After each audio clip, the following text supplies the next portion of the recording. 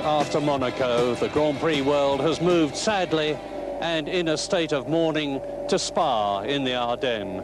Sadly, because of the tragic death of Elio De Angelis in a testing accident at the Paul Ricard circuit last week. We will always remember Elio De Angelis, not as a man who had just made his mark in Grand Prix racing, which he very much had, with 2 wins and many, many World Championship points finishes, but as a charming Italian gentleman whose company was always very good indeed. He was destined to go on to greater things, we hoped, but sadly, that was not the case. So now, what a contrast this Spa circuit is from Monaco. Monaco, a street circuit, 2 miles long. The Spa circuit, 4.3 miles long, with a lap record of some 135 miles an hour. It plunges and twists and turns through magnificent Ardennes countryside, and it's got just about every kind of corner and long, long straights. It's a challenging driver's circuit, and it's one where we're undoubtedly going to see an excellent race, almost certainly dominated by the famous 5. It's the famous 5 who hold the top positions in the Drivers' Championship. Alain Prost, Ayrton Senna, Nelson Piquet, Keke Rosberg and Nigel Mansell, with the very impressive Gerhard Berger 6th. McLaren lead the Constructors' Championship ahead of Williams, Lotus, Ligier, Benetton and Ferrari. There have been a lot of Grand Prix developments here at Spa, with the news that as soon as possible, maybe even this year, engine power is to be limited to 600 horsepower, and that from the next Grand Prix in Canada onwards, Derek Warwick will be driving for Brabham. Good news both for Derek, who's been out of Grand Prix racing since last year when Renault withdrew, and for his many British fans. For the Brabham team, testing the new car at the Paul Ricard circuit in France, a tough season became tragic when Elio De Angelis crashed and died. Unable to help being handsome and rich, he made up for it by being a wonderful driver as well, as his future career would surely have proved further if the law of averages had not picked him to make itself felt. Everyone in the Grand Prix circus knows that a racing driver chooses his life on the understanding that death might choose him, but it still hurts when it happens, and as the day for the Belgian Grand Prix approached, the gloom was hard to shake. Despite all the safety improvements in recent years, cars so powerful can't be as safe as your saloon, especially when the turbo catches fire, as Fabi's did while he was busy qualifying on the first day at Spa.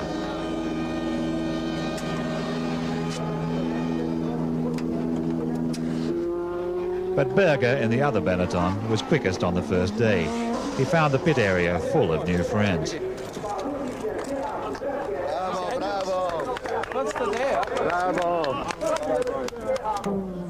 When the lovely Donia turned up again, everyone cheered up except Dennis Jenkinson.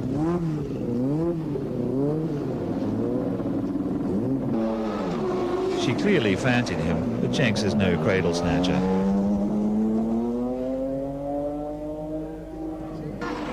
On the second day of practice, Piquet went even quicker than Berger and got the pole.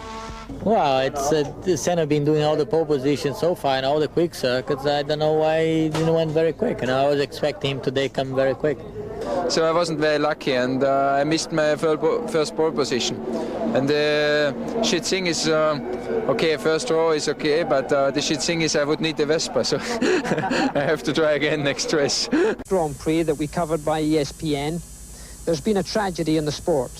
Elio De Angelis, the young Italian driver, lost his life during a practice and testing accident in the south of France at the Paul Ricard circuit. Sadly, he died 2 days after his crash.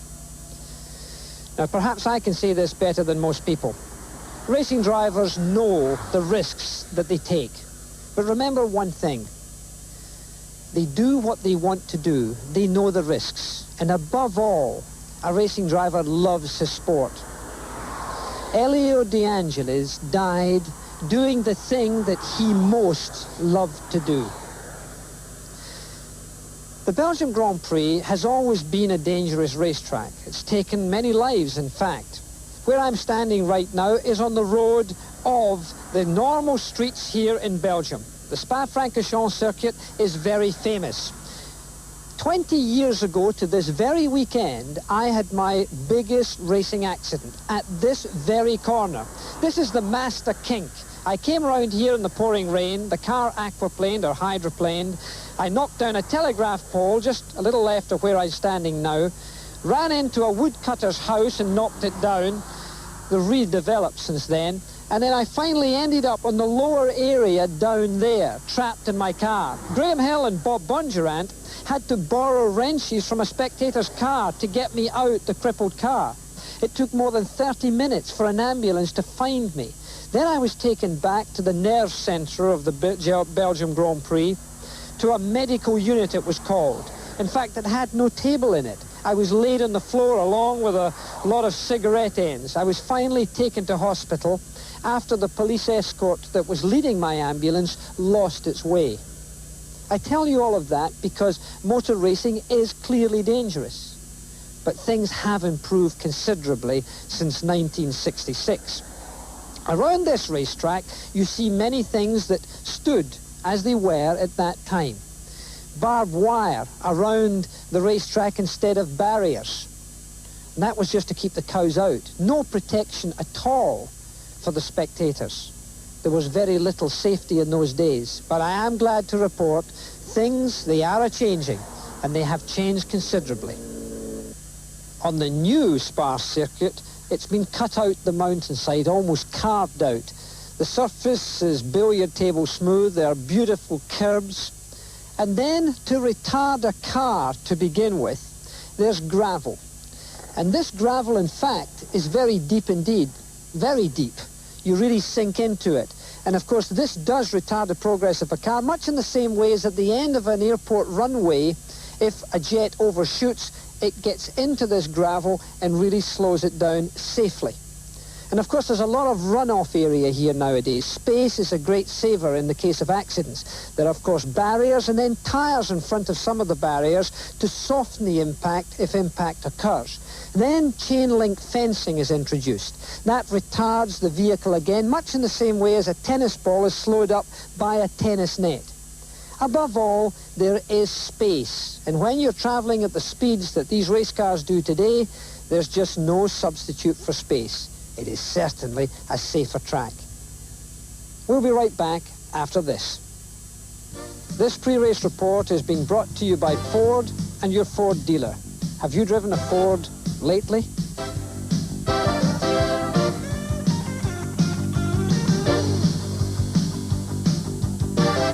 Ticket for every race around the world, it says motor racing is dangerous.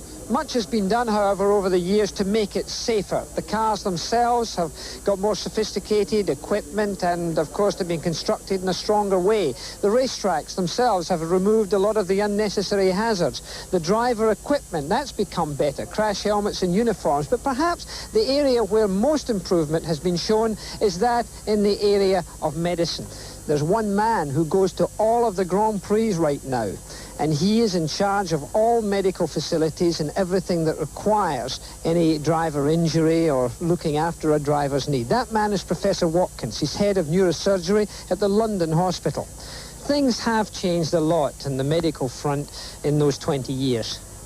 Yes, they have. We've moved in several different directions.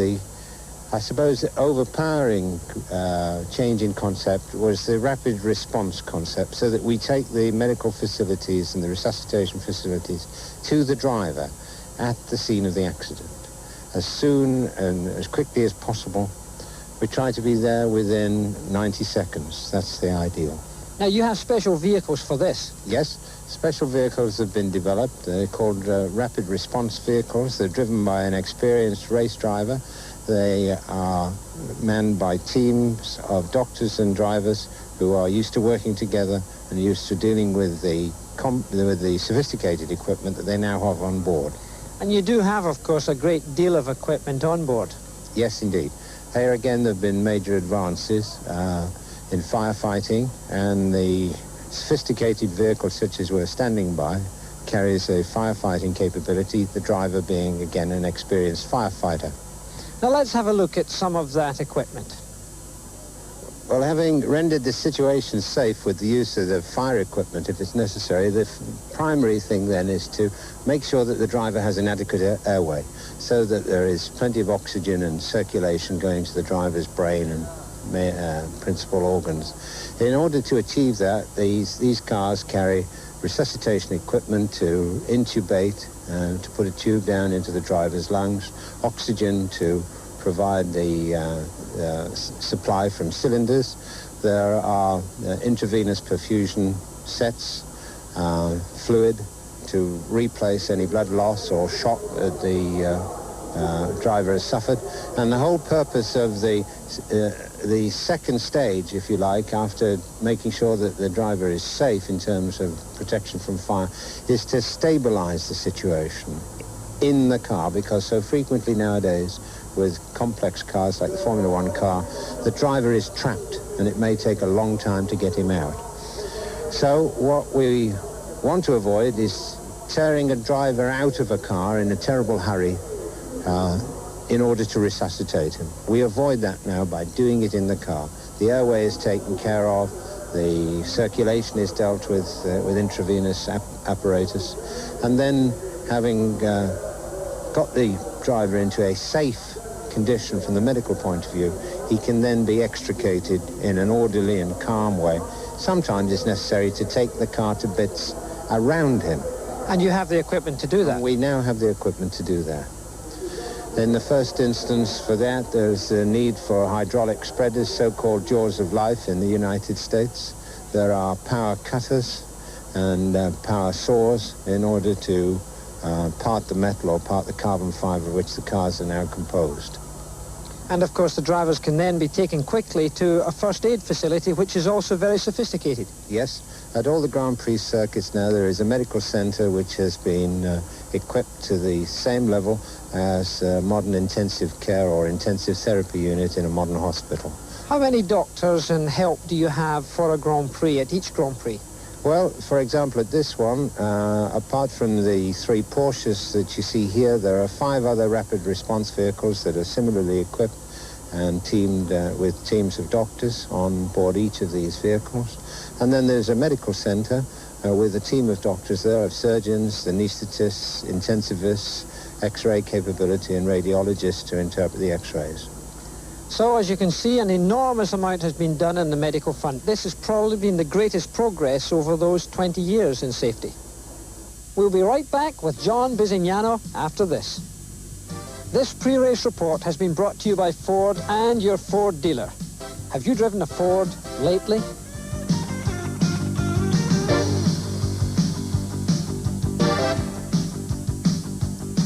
One of the great names in the annals of motor racing history.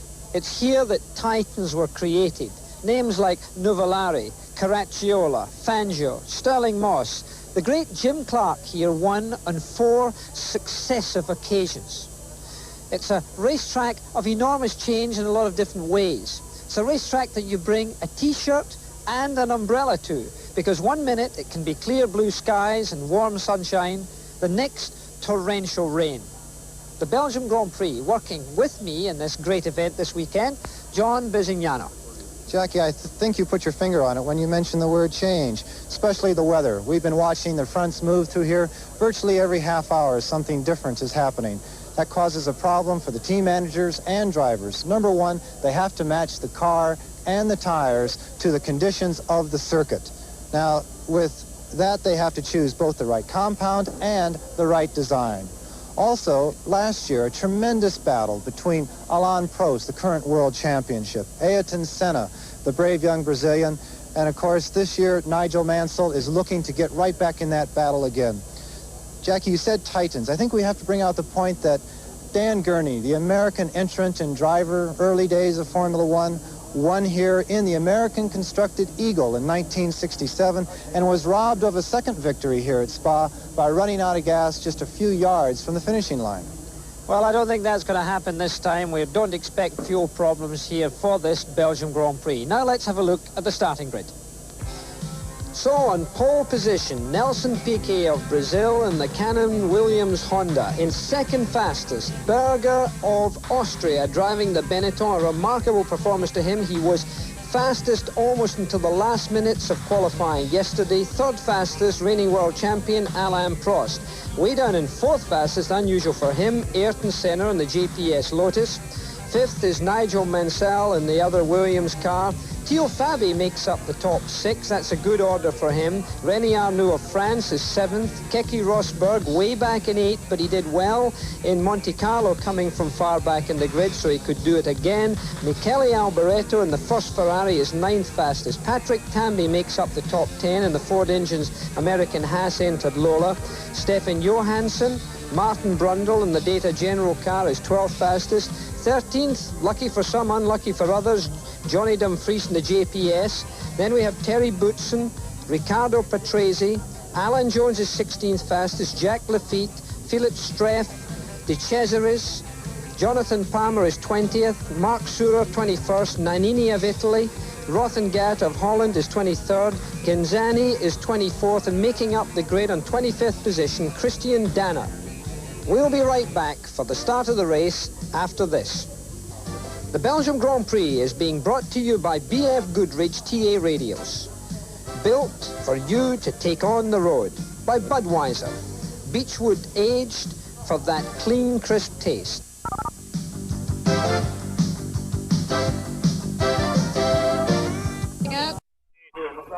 Zehntelsekunde, 13 Hundertstel, was genau den besten Startplatz weggeschnappt hat. Piquet also in seiner bereits 19. Pole Position, zum ersten Mal aber seit er Williams fährt. Und ein neuer Mann neben ihm, Gerhard Berger. Glückwünsche von den Streckenposten. Gerhard Berger ist ja nicht nur hier in Spa besonders beliebt seit seinem vorjährigen Sieg im 24-Stunden-Tourenwagenrennen gemeinsam mit dem Schweizer Marc Surer und mit Roberto Ravaglia. Es ist seine unkomplizierte, erfrischende, natürliche Art, die ihm in aller Welt und in der großen Welt der Formel 1 schon unglaublich viele Freunde gewonnen hat. Gerhard Berger, Sechster der Weltmeisterschaft im Augenblick mit 6 Punkten, und unter die ersten 8 möchte er am Jahresende kommen. Heute im Aufwärmtraining war Berger 11. Am schnellsten waren die beiden McLaren, nicht Alain Prost, den Sie hier sehen, der Titelverteidiger, der Sieger von Spa 1983, sondern sein Teamkollege Keke Rosberg. Alain Prost im Training Dritter, heute Vormittag hinter seinem Teamkollegen Keke Rosberg Zweiter, und die beiden McLaren-Fahrer waren die einzigen, die unter der 2-Minuten-Grenze geblieben sind. Prost hatte gestern einige technische Probleme mit seinem Auto, war aber in beiden Vormittagstrainings gestern und vorgestern der schnellste. Ayrton Senna, der entthronte Trainingskönig mit dem Lotus Renault, rechts im Bild sahen Sie Gerard Ducarouche. Senna glaubt, dass er heute sicherlich schwieriger haben wird als voriges Jahr, als er hier eine dramatische Regentrockenschlacht in Spa gewonnen hat. 3 Fahrer, die schon einmal den Grand-Prix von Belgien gewonnen haben, heute im Startfeld, außer Senna und Prost, auch noch Michele Alboreto, allerdings nicht in Spa, sondern in Zolder. Nigel Mansell, der voriges Jahr hier ein verbissenes Williams-Stallduell mit Keke Rosberg gehabt hat. Teamchef Frank Williams wird übrigens, das ist einmal die erste erfreuliche Nachricht im Grand Prix-Sport seit langer Zeit, wahrscheinlich nächste Woche nach Hause entlassen werden können. Nigel Mansell, der Engländer, von ihm kam gestern der erste Angriff auf die Pole-Position von Gerhard Berger. Er blieb aber genauso eine Zehntelsekunde zurück wie Alain Prost oder wie Ayrton Senna, und nur ein einziger hat es dann, wie gesagt, geschafft, nämlich Nelson Piquet. Bergers Teamkollege Theo Fabi, 6. schnellster im Training, heute früh 7. Ist im Team völlig überstrahlt von Gerhard Berger. Rechts am Wagen sahen Sie den Teamchef Peter Collins. Es gibt neue Sponsoren in diesem Team für Fabi und für Berger, vor allem aufgrund der hervorragenden Leistungen Gerhard Bergers mit dem 5. Startplatz in Monte Carlo und mit dem 3. Platz im Grand Prix von San Marino in Imola. Heute wird Gerhard Berger vorne um den Sieg mitfahren, überhaupt kein Zweifel. Er ist locker, er ist gelöst, er ist völlig relaxed, so wie immer. Er ist lustig. Ich war heute früh dabei, als er auf die Strecke gekommen ist, hat sofort mit Keke Rosberg gesprochen. Es gab ein sehr, sehr lustiges Gespräch. Berger hat gesagt, bist du überhaupt qualifiziert für das Rennen? Und Rosberg hat gesagt, ja, ich freue mich, dass alle meine besten Freunde vor mir stehen, sodass ich relativ bald nach vorne kommen wird. Du wirst sehen, gleich in der ersten Haarnadelkurve nach Start und Ziel. Und da hat ihm Berger noch gesagt, aber bitte pass auf, dass ich dir nicht in die Augen schauen muss, genau wie voriges Jahr Nelson Piquet. Piquet hat sich nämlich voriges Jahr in dieser ersten Kurve gedreht. Das ganze Feld ist an ihm vorbei. Passiert ist Gott sei Dank nichts. Aufpassen, also heute in der ersten Kurve in der Haarnadel von La Source. Formel 1 Heimkehrer René Arnoux. Die beiden Ligier-Piloten Arnoux und Lafitte heute mit neuen Chassis. Arnoux war im Training 7. Selber Platz momentan in der Weltmeisterschaft mit 5 Punkten, ex aequo mit Jacques Lafitte. Keke Rosberg hatte ein ereignisreiches Training, nicht sehr viele Ausreden, wie er selber sagt, aber er hatte immerhin einen Motorschaden am Freitag, einen Turbodefekt. Und er hat gestern einfach zu lange mit den Qualifikationsreifen zugewartet. Ein Fehler, der eigentlich auch Gerhard Berger passiert ist, denn er ist mit den Qualifikationsreifen zu spät auf die Piste erst hinaus. Es war um genau 20 Sekunden zu spät. Er wurde in dem Moment abgewinkt, indem er eigentlich seine letzte schnelle Qualifikationsrunde noch beginnen wollte. Lokalfavorit oder sagen wir besser Lokalmatador Thierry Boutsen. Boutsen und sein Schweizer Teamkollege Marc Surer, heuer noch ohne Weltmeisterschaftspunkte, waren zuletzt in Monte Carlo die einzigen BMW-Fahrer im Ziel, allerdings außerhalb der Punkte.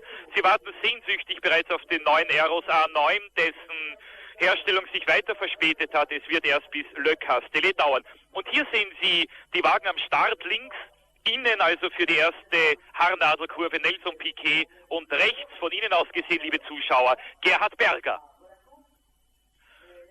Eine ausgesprochene Mut- und Herzstrecke, Spa in den belgischen Ardennen. Hier haben wir unvergessliche Motorschlachten erlebt.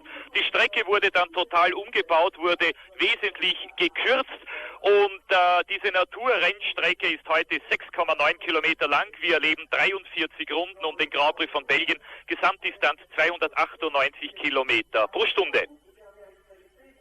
Eine Strecke, die wahnsinnige Anforderungen stellt an den Benzinverbrauch und an die Reifen. Und ich glaube, das werden für die meisten Fahrer heute die großen Probleme werden. Wir werden sicherlich nach meiner Schätzung zwischen der 15. und der 18. Runde die meisten Fahrer an den Boxen haben zu ihren ersten Reifenwechsel, Boxenstopps. Es gibt sehr lange Gerade, es geht sehr viel bergauf und das sind immer wieder Streckenpassagen und das weiß man, die besonders viel Sprit beanspruchen. Ich glaube, dass es vielleicht sogar kritischer werden wird als in Imola, wo so viele Fahrer in der letzten Runde ohne Sprit liegen geblieben sind. Und ein Beispiel mag Ihnen das verdeutlichen. Gerhard Berger fuhr in Imola, als er Dritter wurde, mit 4,2 Bar Ladedruck und fährt heute mit 3,8 bis 3,9, also um 3 oder sogar 4 Zehntel Bar Ladedruck. Weniger im Qualifikationstraining hatte Berger 4,9 Bar und heute fährt unser Tiroler seinen 25. Grand Prix. Er liegt an 6. Stelle mit 6 Punkten. Vorne Prost, der einzige Fahrer, der heuer schon 2 Rennen gewonnen hat. Vor Senna, dem Sieger von Spanien, und Piquet, dem Sieger des Eröffnungs-Grand Prix in Rio de Janeiro. Eine Strecke, an der es mindestens zweimal Herzklopfen und wirklich stark erhöhten Puls für die Fahrer gibt, auch für die abgebrühtesten unter den Formel-1-Piloten. Das ist zunächst einmal das S und die Senke von Eau Rouge, in der der Deutsche Stefan Bellof voriges Jahr bei einem Langstreckenrennen tödlich verunglückt ist. Und dann gibt es draußen noch... Wie dort gefahren wird, welche Gänge, welche Geschwindigkeiten? Ja, das mache ich nachher noch. Wir sehen jetzt zunächst einmal die erste Runde. That is in fact the driver's picture as Philippe Streff, driving the Data General Tyrrell, drives off the line with a camera on board on this Grand Prix of Belgium that takes place on this 27th of May. The weather is beautiful. It's 80 degrees here. The winds are from the east at 10 miles an hour. It's t-shirt weather. We've hidden the umbrellas. We're going around this great racetrack. We've already turned La Source. We're heading down the hill to Eau Rouge. This is where the old pits used to be. You see them on the right-hand side. In fact, when they have endurance races here, they still use those pits. They go through here in about 4th gear, very, very fast. It's where Stefan Bellof died, sadly, last year in a 956 Porsche. And now they head up, as we look down from our helicopter, to the fastest part of the racetrack. They will reach speeds of just on top of 200 miles an hour. They did that in practice, probably a little slower in the race, to about 191 before braking. And you see the car of Alan Jones, the American entered Haas with the Ford engine, warming its tyres up as the cars file through in preparation for this 43-lap race. Now, John Bisignano, as you know, is working with me in this show. The great sensation in qualifying and practice was Gerhard Berger. Exactly, Jackie. A young Austrian driver, following in the footsteps of hopefully Jochen Rindt and Niki Lauda, only aged 26. Gerhard Berger surprised everyone by taking the Tolman to the second pole position ever for that team, and has done a very good job on setting the pole on Saturday. Now, very late, setting the pole on Friday. Very late on Saturday, that was just holding up all the way through that session, and in the last few minutes, Nelson Piquet came along and took it away from him. Unfortunately, the whole team was a bit dismayed at that, but certainly they're looking for some very good performance out of the Tolman team with their young Austrian driver. Well, if he had held the pole position, he would have been the first Austrian since Niki Lauda, and before that, Jochen Rindt ever to hold a pole position. And you still see Philipp Streff going round here, the flame coming out the car in front of him, which is the car of Patrese, with the only Brabham entered. You know, the sad loss of Elio De Angelis during that testing accident of the Paul Ricard circuit has left the Brabham only with one car for this race. Derek Warwick has been chosen to be the new driver who will start racing in Montreal. And there you see Streff now beginning to warm his tires up. That's why he's turning the steering wheel in that way, to get the temperatures right back up. You know, Jackie, you said earlier that this surface is so smooth that it looks like the cars are actually warming the tires up more than normal. It's not a terribly abrasive surface, but they must get those tires up to temperature, both fronts and rears, before the green light goes off. Well, keep in mind that this is a long circuit. It's 4.312 miles around. This is the final chicane. They've only got one more corner before coming on to the starting grid proper. And that is Alan Jones in front of him in the Haas entered Lola with the Ford engine, the turbocharged engine. And there are the cars. You can see the front end of this grid now. And of course you do have Nelson Piquet with Gerhard Berger on the right-hand side. Then behind him you've got Alain Prost, the reigning world champion. On the left-hand side of your top screen there in the corner, you will see the lights coming on. When the red light shows, it's only a matter of seconds.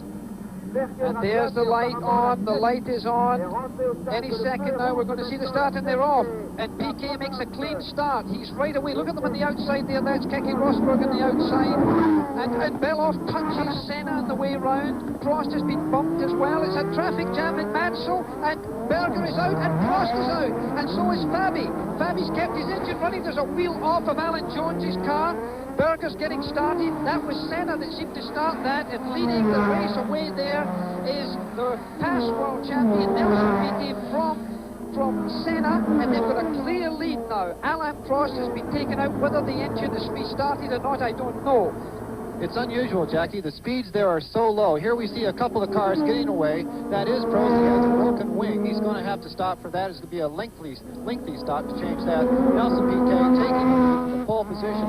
Jackie, the cars were going, still accelerating maybe up to 80, 90 miles an hour, but it was a slow first corner. I think it was unusual to have that much damage done in the first corner. Last year, Piquet spun there and the whole field missed it. Well, it was because simply a traffic jam. I think that's the car of Alan Jones. It does look like the American Haas entered car as it is pushed away by the marshals to try and get it out of harm's way. They're aware that if they had another incident in that corner, a vehicle like that could be a serious problem for a driver. Clay Regazzoni is paralyzed today because he ran in behind a stationary car at Long Beach a long time ago. So the television company are giving us a long shot of this, and there you see the car again as they come round. So this is a replay of the accident. That's Martin Brundle in the Data General car pulling away. Streff got through without any damage. You can see the turbo lag there was a little slow to come in as he went down there, and that is a replay of what happened on this very first lap. Nelson Piquet, in the meantime, has drawn a commanding lead as he comes round towards the end of this first lap with Ayrton Senna, who it seemed to me caused that commotion by, there was a bumping match that went on, and Alain Prost tried to get on the inside, rose up the curb on the inside, and I think the problem came to as they come to the end of this very first lap.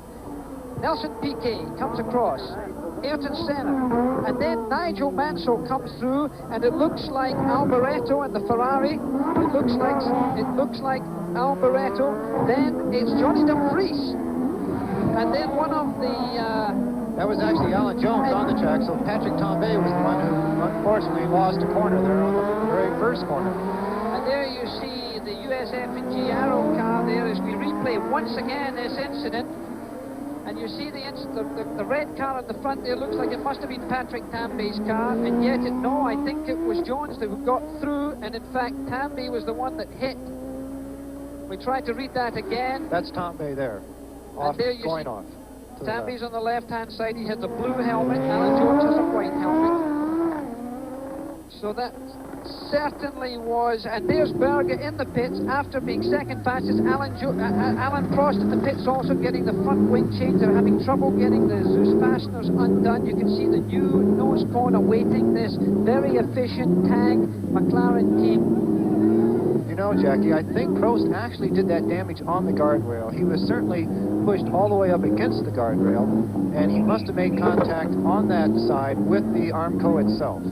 Well, that certainly looked like it was. It was a very tough traffic jam, and that often happens where a slow corner is immediately after the start. There is such congestion on the racetrack that cars do come together. Alan Prost rejoins the race more than one lap behind. So, and there, coming out of the pits now, accelerating hard, is one of the drivers who we expected. In fact, I chose to win this race, so that's my little lottery going down the drain. Well, now, wait a minute, Jackie. Prost has a great recovery powers, but still, this might be too much for him today. Nelson Piquet coming through the chicane.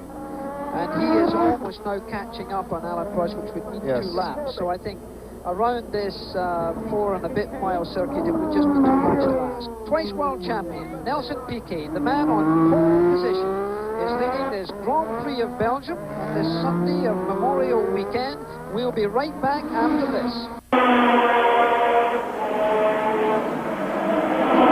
Und hier geht Nigel Mansell in Eau Rouge vorbei an Ayrton Senna, nimmt ihm sehr viel Boden ab. Hier ist Senna jetzt auf Position 3 und dahinter schon Stefan Johansson auf seinem Ferrari.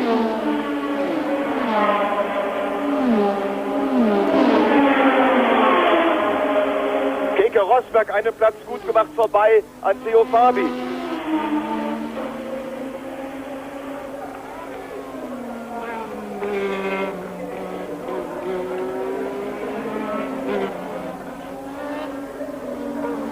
Ja, leider bleibt die Kamera immer auf dem Spitzenreiter. Schon gestern beim Formel 3000 Rennen war es ähnlich, sodass wir kaum verfolgen konnten, was mit dem Hinterfeld passiert. Man bleibt einfach auf dem Spitzenreiter und kann nicht erkennen, was eigentlich bei den anderen passiert. Eins kann ich Ihnen nur sagen, Jonathan Palmer kam gerade hier bei Start und Ziel vorbei, ist also noch dabei, war nicht in den Unfall verwickelt, fährt nach meiner Schätzung jetzt auf Platz 14, während Christian Danner sein Auto abstellt. Genau das, was kurz vom Start schon war, dass das Fahrzeug Zündaussetzer hatte. It does seem clear now that Alain Prost was pushed off to the right-hand side of the racetrack and came in contact with the barrier, and that's what seems to have damaged the front wing. Berger has also been in the pits getting himself cleaned up. His front wing and front end was damaged. Alan Jones, incidentally, is still in the race. It was Patrick Tamby in the Haas-entered car that was damaged. So therefore, that was the problem that we recognised. It was a great melee there. It was rather difficult to see all of that. The car that you're now looking at is clearly Nelson Piquet, followed now by his own teammate. There's Senna up there. So we've got Piquet, Senna, Mansell, Johansson. And in fact, Mansell has now potentially passed Senna.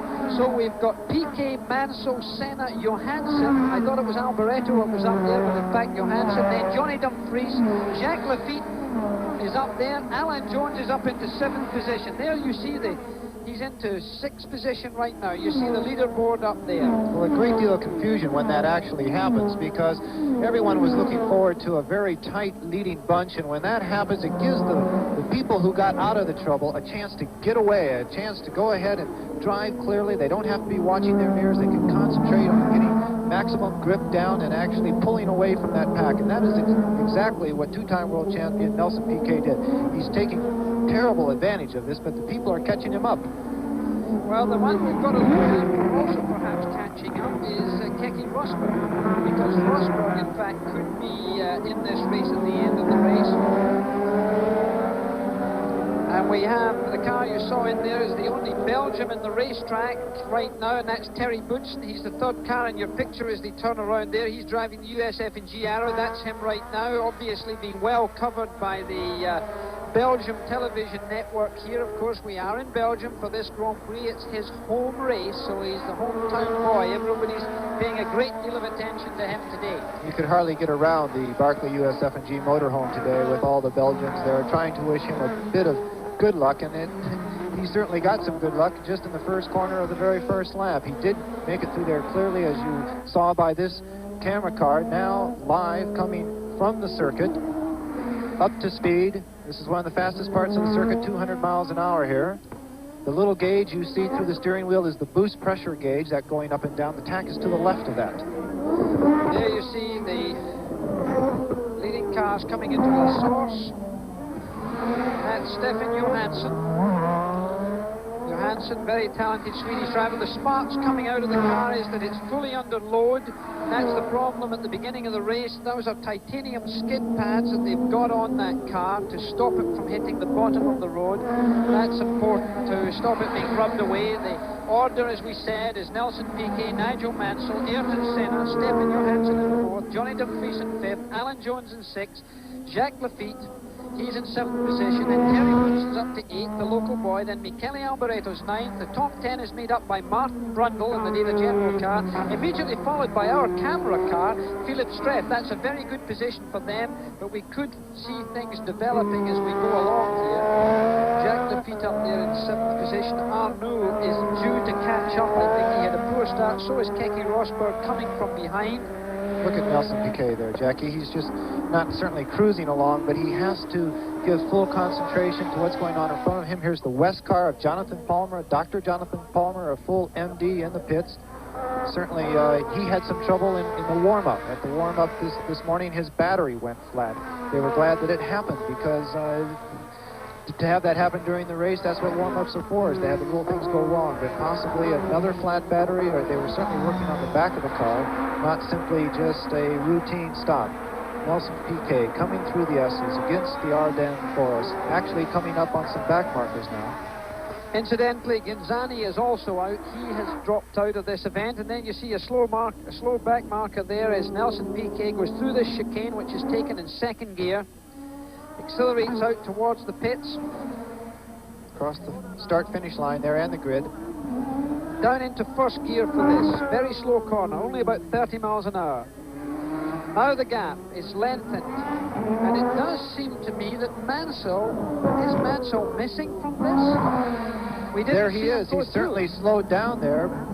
Both the Ferrari and the Lotus has gone past Mansell. There's Johnny Dumfries coming through, Alan Jones, the second Ferrari of Alboretto. DJ following up there, but Mansell may have made a mistake. Jackie may have missed a gear or had a slight spin of some type, but he's lost 2 positions. As they wind their way down to out of La Source, down to Eau Rouge, very fast one. You see the cars gouging into the road surface there as they go through. Very fast part of the circuit. They're in 5th gear. They engage 6th gear just as they go out of that. Then they reach the fastest part of the circuit up to about 191 miles an hour. The Ferrari catching up there, and the Ferrari attempting to go through there from the high helicopter shot. Nelson Piquet in the meantime winding his way through. He's down into a left-hand bend that he takes in 4th gear, accelerating out of that into 6th gear, fast down there, then down into 3rd gear, still in 3rd gear, comes out of this, accelerating into 4th gear, back down into 3rd gear for this now, in a 6-speed gearbox. We're trying to get some sort of report on why Nigel Mansell is slowing. We'll give that to you as soon as we get the information. Accelerating hard again, where there was about 850 to 900 horsepower, up to 5th, up to 6th gear. An amazing performance from those engines now again as we go back to the camera on board Philip Streff's car. See the driver's hands working hard there. It's a fantastic angle of that shot, isn't it, Jack? You can see him change gear. Now, that's one of the problems of an in-car camera, is that keeping the lens clear. But where did that water come from, Jackie? Well, I don't know whether that's water to clean the lens or whether it's distortion, but there's a lot of bugs in the lens, that's for sure, because it's in the airstream. maybe that was a cleaning solution. That could easily have been. Nobody told us about that one. Jackie, you can see how much he's working the wheel. Now, is he turning the wheel to correct that, or is he receiving the vibrations up through the steering rack? Why is the wheel being seesawed back and forth so much? Obviously, he's going through the chicane there, but even down the straightaway, he's constantly just tiny adjustments, or is that absorption from the surface of the track? That's the kickback from the steering wheel itself through the suspension of the car. There's a lot of movement for a driver. Upper arm strength from a driver is very heavy. You look at any race driver, they're well developed, their upper bodies, and it's because it's almost a complete isometric sort of exercise the whole time. So Nelson Piquet is leading this race, and Ayrton Senna now is in second place. Stefan Johansson and his Ferrari is third. We're at the Belgium Grand-Pri, and we'll be right back. Huub Rottengatter hat einen Platz gut gemacht, ist vorbei, und Alessandro Nannini fährt jetzt auf Platz 16, und der Rottengatter sagte so 10 Minuten vor dem Start, ich wünsche mir nur eins, dass ich endlich mal die Zielgerade sehe. Im letzten Jahr konnte er sich hier auf dem Mosella, ich glaube auf dem 17. Platz, übers Ziel retten, während er sogar einen 4. Platz in Australien im letzten Jahr rausfahren konnte.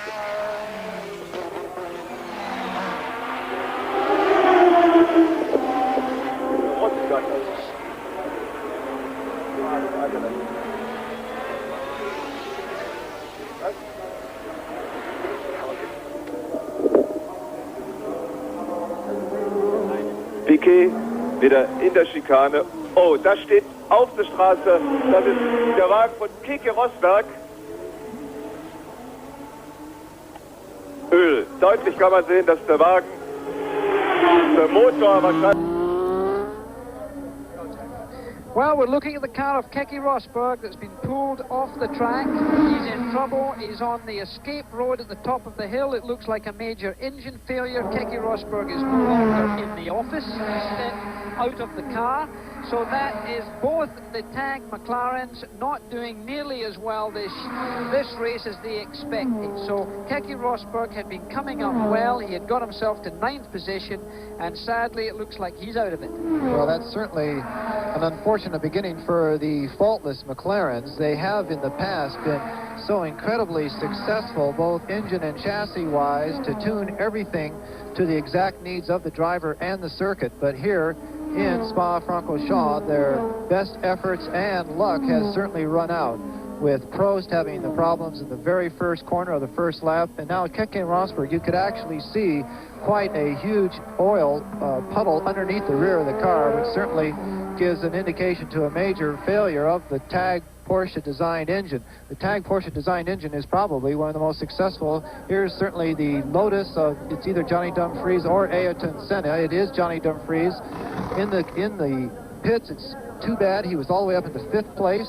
He was unfortunately he did not qualify in Monaco, and he had to do well here for his team and team management and fans. But now the car is being pushed back into the garage area, and it looks like a fatality there relative to the Lotus also. Well, there is Terry Boutsen. He had a misfire. We had him going past our commentary position with a misfire, and it looks like Terry Boutsen, the local hero, looks like he has had to drop out. Well, you can see him climbing out of the car there. There is absolutely a terrible situation for the some 80,000 plus Belgians that have come out here to see their one and only Formula One driver following in the steps of the great Jackie Ickx, also from Belgium, someone who you raced with many times, Jackie. But Terry Boutsen is also out of the Belgian Grand Prix.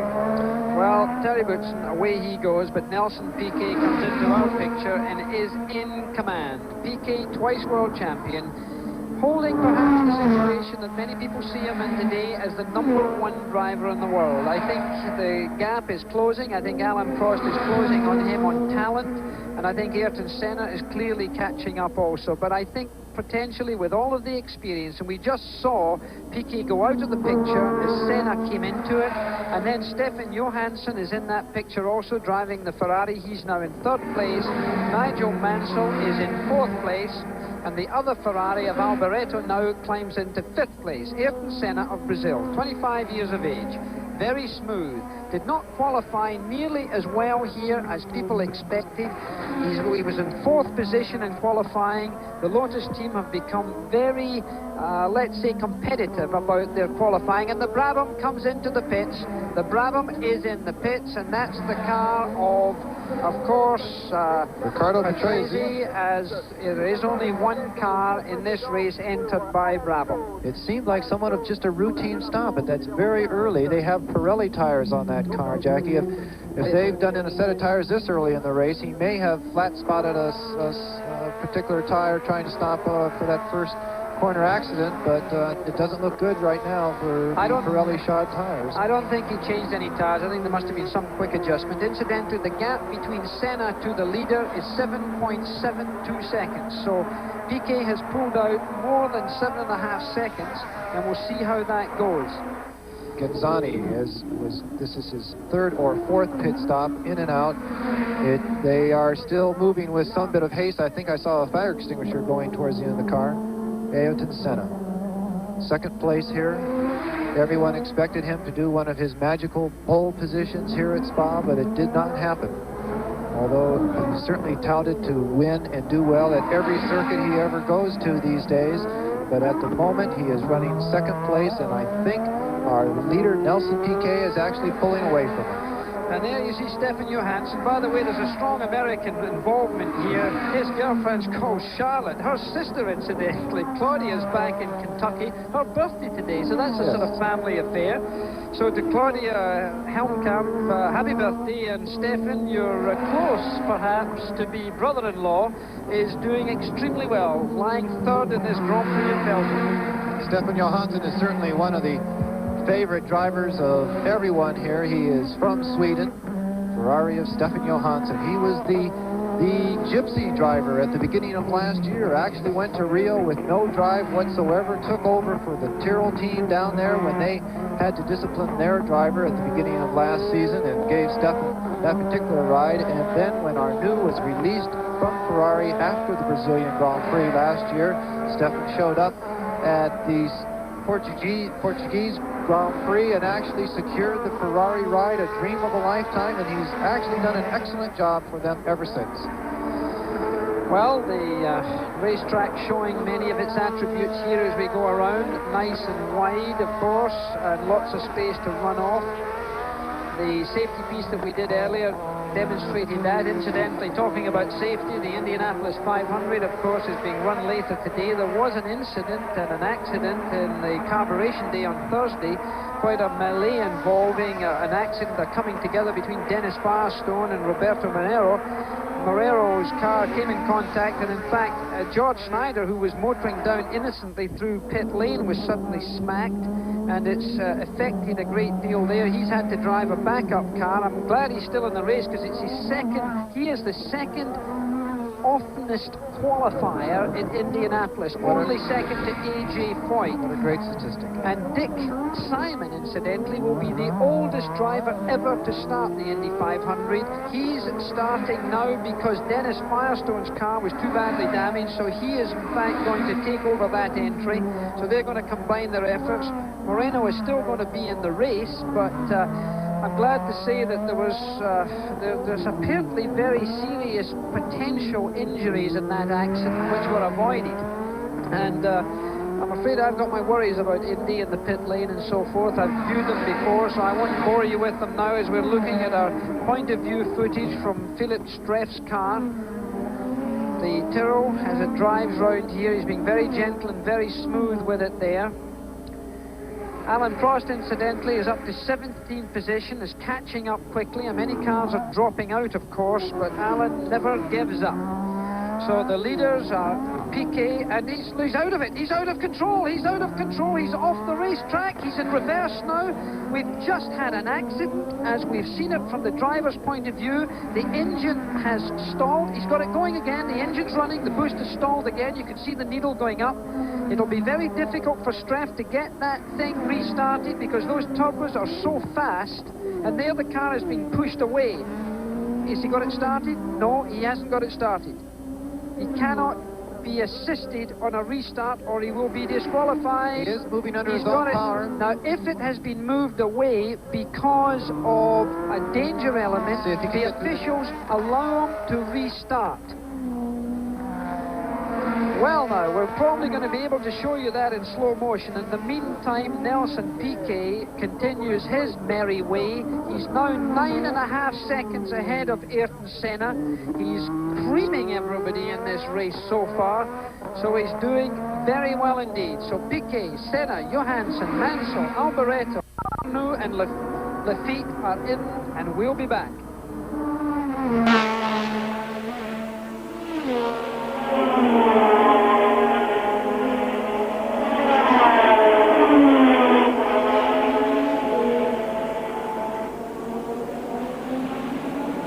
Palmer ist bei uns hier noch nicht mehr vorbeigekommen. Ich vermute also, dass am Fahrzeug immer noch gearbeitet wird, während Huub Rottengatter sich bereits auf Platz 12 vorgearbeitet hat. Und ich glaube, ich habe Ihnen schon gesagt, dass man den Huub Rottengatter nicht unterschätzen soll. Er hat zwar bei uns und in der Formel 1 noch nicht den Namen, und ich weiß auch nicht, ob er im letzten Jahr in Australien den 4. oder den 7. Platz gemacht hat. Ich weiß es wirklich nicht mehr aus dem Kopf so genau. Auf jeden Fall, da es war der 7. Platz. Die WM-Punkte ist er noch nicht gekommen. Aber er ist ein guter Fahrer. Hat in vielen Fahrzeugen schon bewiesen, dass er kämpfen kann.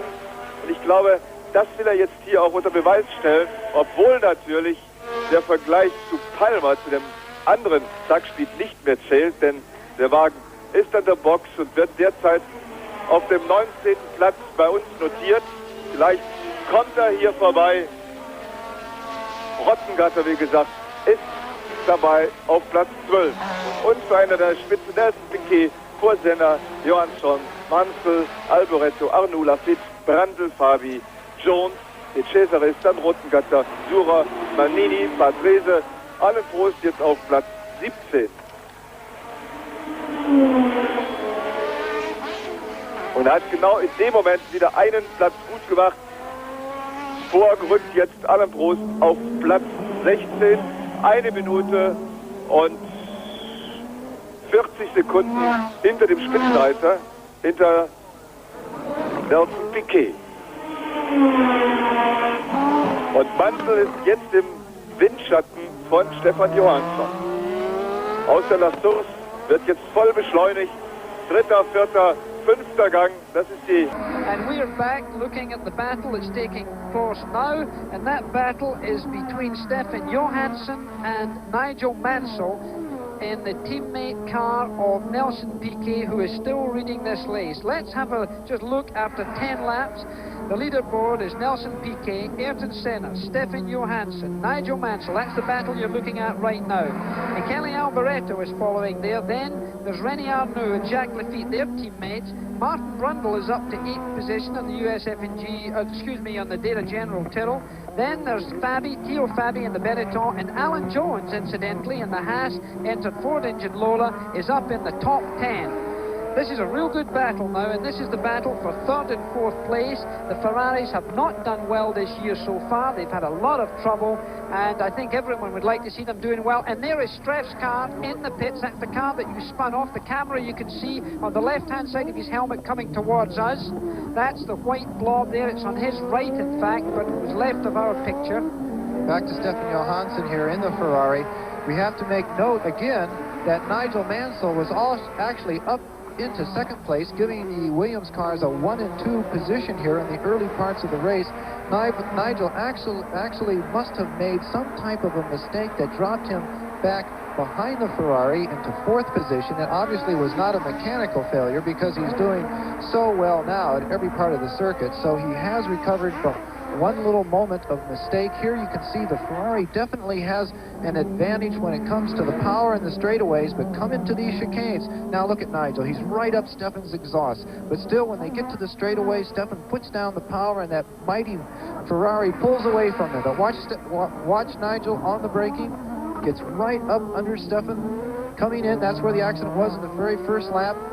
But now Stefan puts it down. You can see the car wiggling there under acceleration. Some 850, 900 Ferrari horsepowers, a V6 pulling up the hill. And Nigel certainly gets a tremendous tow, but not good enough. Here's a beautiful shot of the Ardennes forest, and the Ferrari certainly has a power advantage over the Honda, but Nigel tries and takes a look on those brakes. That's certainly where he's catching him, but Stefan has the power. It's difficult to get around a car that has more power, Jack. Well, the other thing is that I heard in the Williams team this morning a little birdie whispering that they're not totally comfortable about fuel consumption, so I think that they're running with a slightly lower boost in their turbo than they would like to, just because of fuel consumption concern. That's with the Honda engine. That applies to Piquet and to Mansell. So Mansell may be just backing off a little bit in his turbo power, and therefore trying to get it up through braking and, of course, driving that wee bit harder through the corners. He's got to watch it, because clearly he has to go and be careful with regards to wheel changes. If he uses up his tires too quickly, he's going to have to come in earlier. Now, the rule in the Williams pit is that Nelson Piquet, because he qualified fastest, has the choice of when to come in for rubber. And Nigel Mansell can only come in, unless he has a puncture, of course, he can only come in after Nelson Piquet has done so. And he will come in 2 laps after Piquet. So I expect Nelson Piquet to come in for laps, for tyres on about lap 18. And we have, of course, now completed 13 laps. So in the next 5 laps, we can expect to see Piquet coming in for rubber. You know, Jackie, that puts poor old Nigel in a tough position, because Piquet's out front. He's not being pushed from behind. He's not sliding his car. He's being very gentle with his tires. And Nigel, in this battle here, you can see him right up Stefan's exhaust again.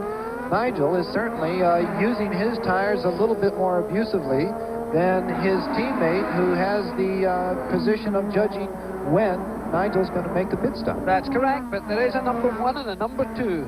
And when you're the big gun, and Piquet's the big gun in that team, he calls the shots, particularly as he qualified faster. But look at this, we're going to see a pass. Nigel Mansell comes alongside, he bottoms out, he's under braking, he's alongside, he's got the line in, he's done it. So Nigel Mansell puts himself into 3rd position in this Grand Prix of Belgium. He's just passed Stefan Johansson. He did it by turning up the boost on that straight stretch. And you'll find now that he's probably turned the boost down a little bit, now that he's got past, thinking that he'll get through there cleanly. And this is him now trying to build up a bit of a lead. He'll drive a little bit more quickly now to try and break that boost. Now, here we see a replay. He comes out, you can see the bottom of the car thrashing against those titanium plates on the road surface here. He does it under braking, he does it cleanly. Johansson doesn't fight him off, he knows he can't do it. To go in there side by side and try to attempt 2 of them in that tight corner would simply not have been possible. So that's Nigel Mansell, takes over his 3rd position in this race. Got a few cars out that we'll tell you about. Tamby's out, Frost went into the pits, Berger went into the pits. We've got a few people in trouble, but nobody injured. This is the Belgian Grand Prix. Es ist dann auch beim Training, dass die Williams-Fahrzeuge von Piquet und von Mansell sehr, sehr schnell waren, dass letztendlich auch die Pole-Position zustande kam. Mansell kann sich ja ganz gut absetzen vom Johansson. Jetzt kommt allerdings die nächste harte Nuss, nämlich Senna, auf ihn zu. Ja, und um die zu kriegen, hat er noch gut 10 Sekunden. Und ich glaube, dass ich gerade erkennen konnte, dass Palmer noch an der Box steht. Es sah so aus, oder es war der Wagen von Patrick Tambay.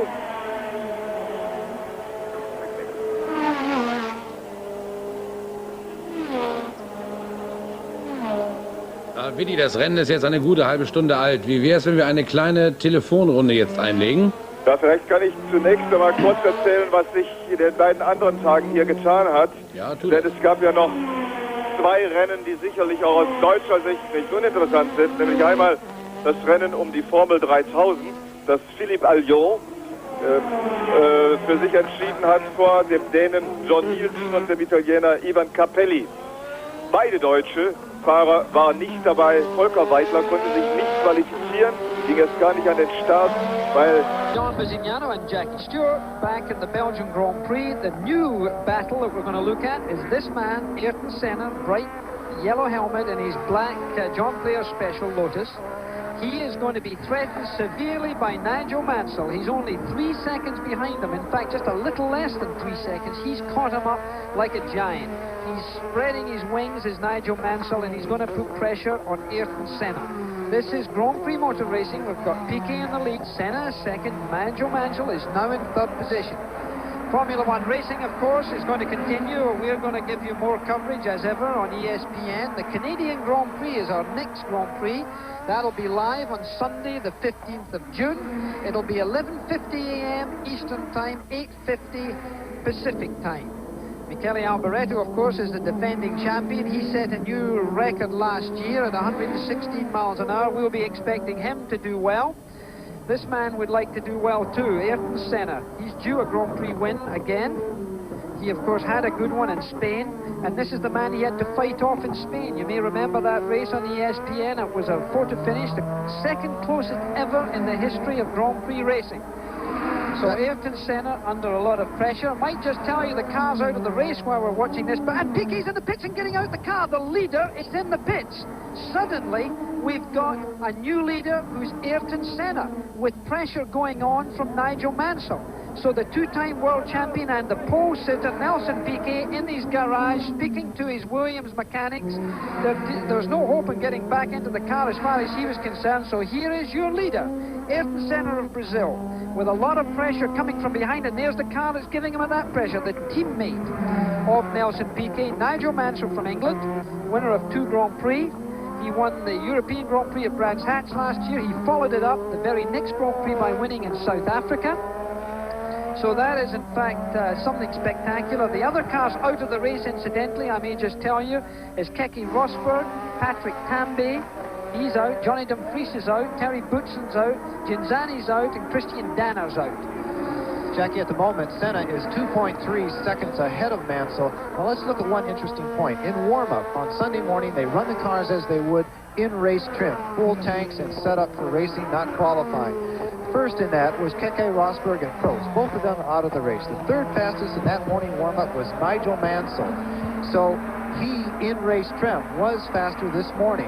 Nelson Piquet, also out of the race, was fourth. And Ayrton Senna, something we haven't seen out of him since he left the Tolman team, was all the way down in 10th place. So certainly Nigel Mansell has an excellent race setup. And Senna has not shown his normal speed here at Spa all weekend long. In fact, you see him starting to bang on curbs. If everyone remembers his spectacular show in Australia last year, where he not only banged on them, but he actually drove over them, it looks like he may become a little bit rattled here, but he certainly has been in a tight situation like this before. But Nigel Mansell is following a rabbit that he has followed before, and he's going to do everything he can to catch that rabbit. Alain Prost, the person who had the trouble in the very first corner there, the Marlboro McLaren. Well, Alain Prost, incidentally, just to give you an indication, right now is back in 13th position. He's fighting his way back. He will, you know, it's possible for him to pick up a World Championship point before the end of this race, and that's important for him because the World Championship, he is leading at the present time. Ayrton Senna is lying second, so Senna's looking to try and pick up 9 points for winning this race. The World Championship point system is 9 points for first, 6 points for second, 4 points for third, 3 points for fourth, 2 points for fifth, and then 1 point for sixth position. So, of course, it's very important for Alain Prost on the long haul. And look how he's catching those cars up, because that's Mark Surer now that he's got in his sights. And Mark Surer, is in 12th position, and he's doing him right now. He's got Surer.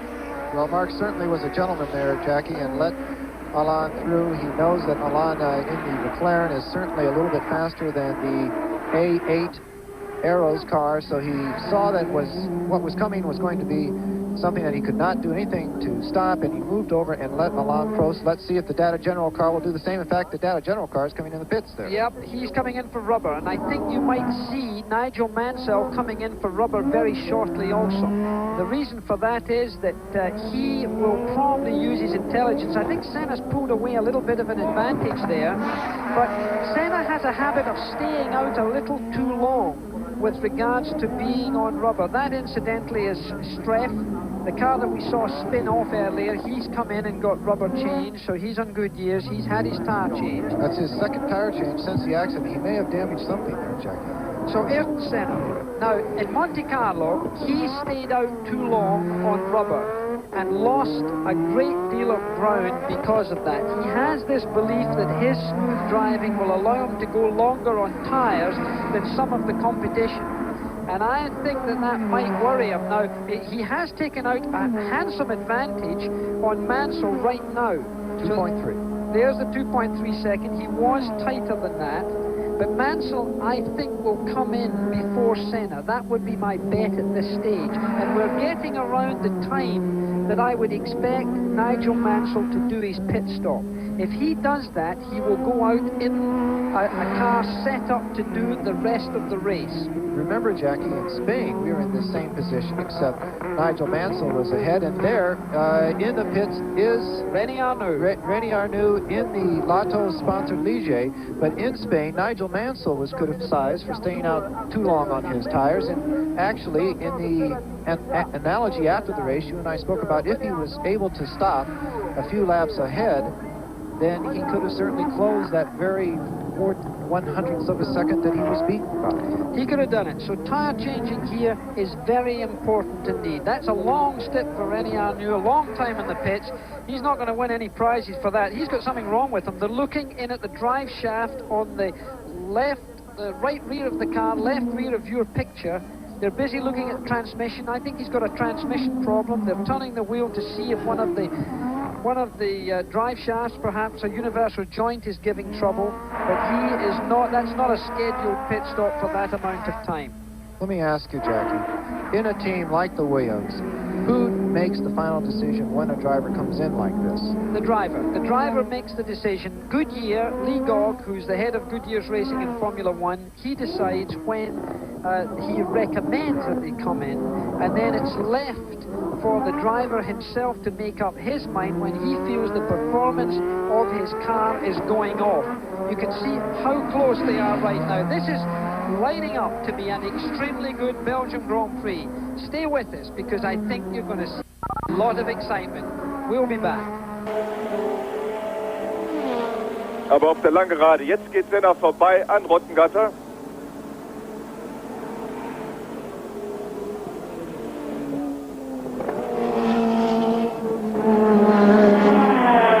Ja, Terry Boutsen hat das gleiche Problem mit seinem Wagen wie Christian Danner schon vorher. Fehlzündungen bei hohen Drehzahlen. Und das bedeutet eigentlich, wenn man dann weiterfährt, dass früher oder später der Motor sowieso hinüber ist. Also kann man sich die Kosten sparen, stellt das Fahrzeug entsprechend früher ab. Jacques Lafitte ebenfalls mit neuen Reifen jetzt auf der Strecke. Und das war Theo Fabi oder Gerhard Berger, der aus der La Source kam. Das müsste Gerhard Berger sein. Nein, Theo Fabi. Das war Theo Fabi. Theo Fabi, der sich auf den 8. Platz vorgearbeitet hat. Im Windschatten jetzt von Jacques Lafitte, der noch nicht voll fahren kann mit neuen Reifen, der erst seine Räder anfahren muss.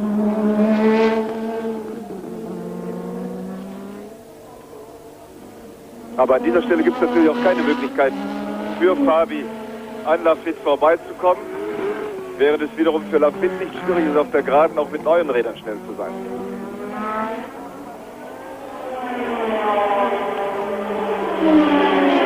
Auf diesem 6,9 Kilometer langen Kurs in den Ardennen hier in Spa-Frankorsham gibt es mehrere Stellen, wo man problemlos überholen kann.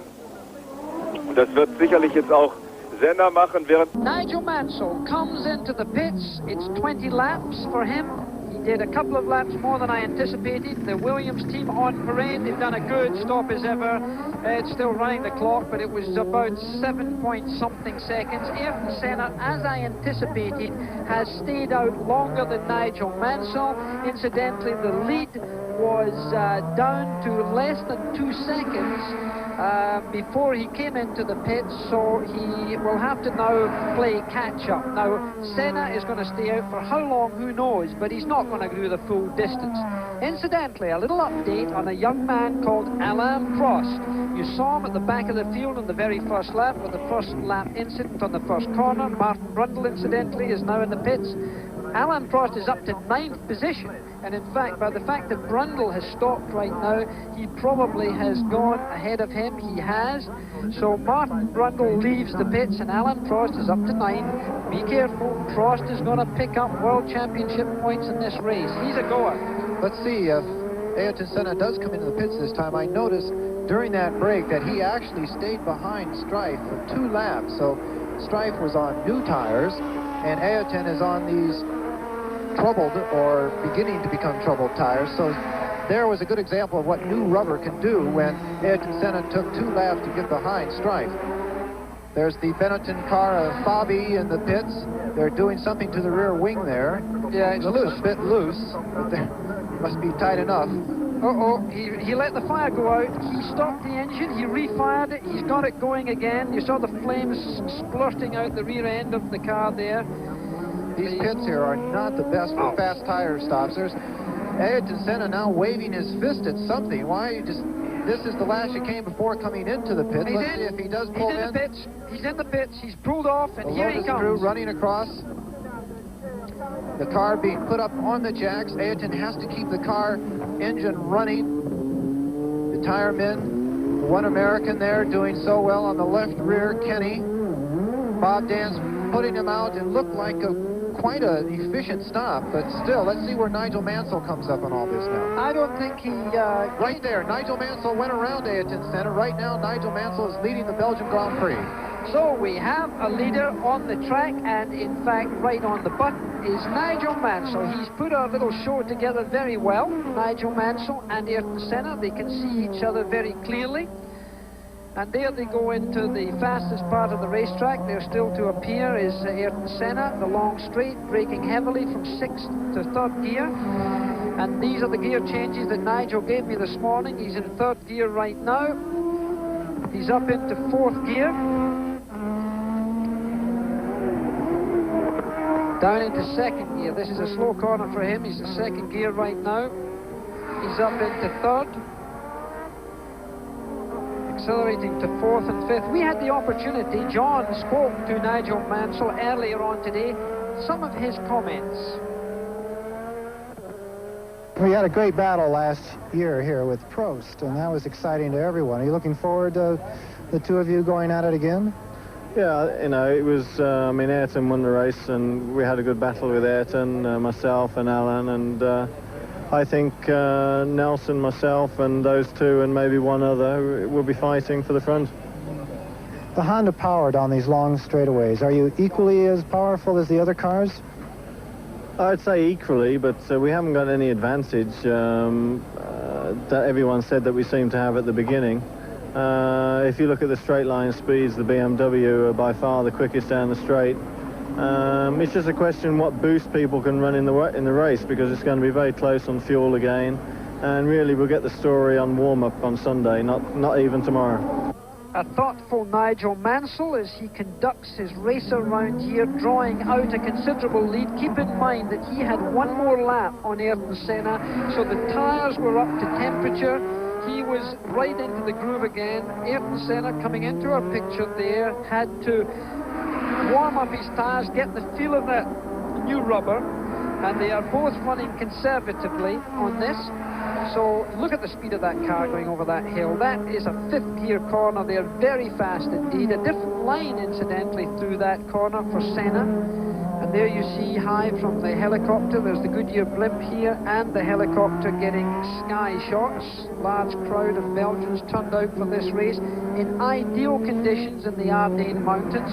This race is celebrating its 65th birthday this weekend. The Belgian Grand Prix started in 1921 around the big Francorchamps circuit. Very large in comparison. This is only a 6.9 kilometer racetrack. The old one was 14 kilometers. It was about an 8-mile racetrack, 8 miles and a bit. It was a tiger, I tell you. I tell you, looking back on some of those great battles here at the Spa track, you mentioned earlier Dan Gurney celebrated the American win here in the American-built Eagle as Stefan Johansson is closing on the Data General car, the camera car. Here we have a leaderboard. It certainly shows Stefan Johansson leading at this point. Could this be Stefan Johansson? He has not come in for tires yet, Jeff. Stefan Johansson, we have just shown a leaderboard by the Belgian TV putting Stefan Johansson in the lead. The people with the computers do not have it that way, but it's certainly an interesting leaderboard there. Going back, Stefan Johansson coming through the chicane. Let's see if he goes in the pits. This is the chicane just before the pits. He looks like he's slowing down, and he does take it into the pits. The Ferraris are quite at the far end of the pits, so he has to come to a quick stop and accelerate somewhat slowly out of the pits with a little bit of caution. Ferrari not known for explicit pit stops, but they've got a good one going here, 7.7 seconds. I think that's one of the best Ferrari pit stops I've ever seen. Well, Ferrari in the past used to be laughed at because they all got a little excited and everybody thought it was a sort of Japanese fire drill, but nowadays they've got very slick indeed. And in fact, Ferrari are very clean. They've got a lot of experience. So Stefan Johansson joins the track again, but this is the man that we're looking at there, and that is Nigel Mansell, car number 5 with the Honda engine. And we've got a man now who has to keep a cool head. His teammate Nelson Piquet, the earlier leader, stopped and got out of the office for the day. Our leader is Nigel Mansell, and we'll be back.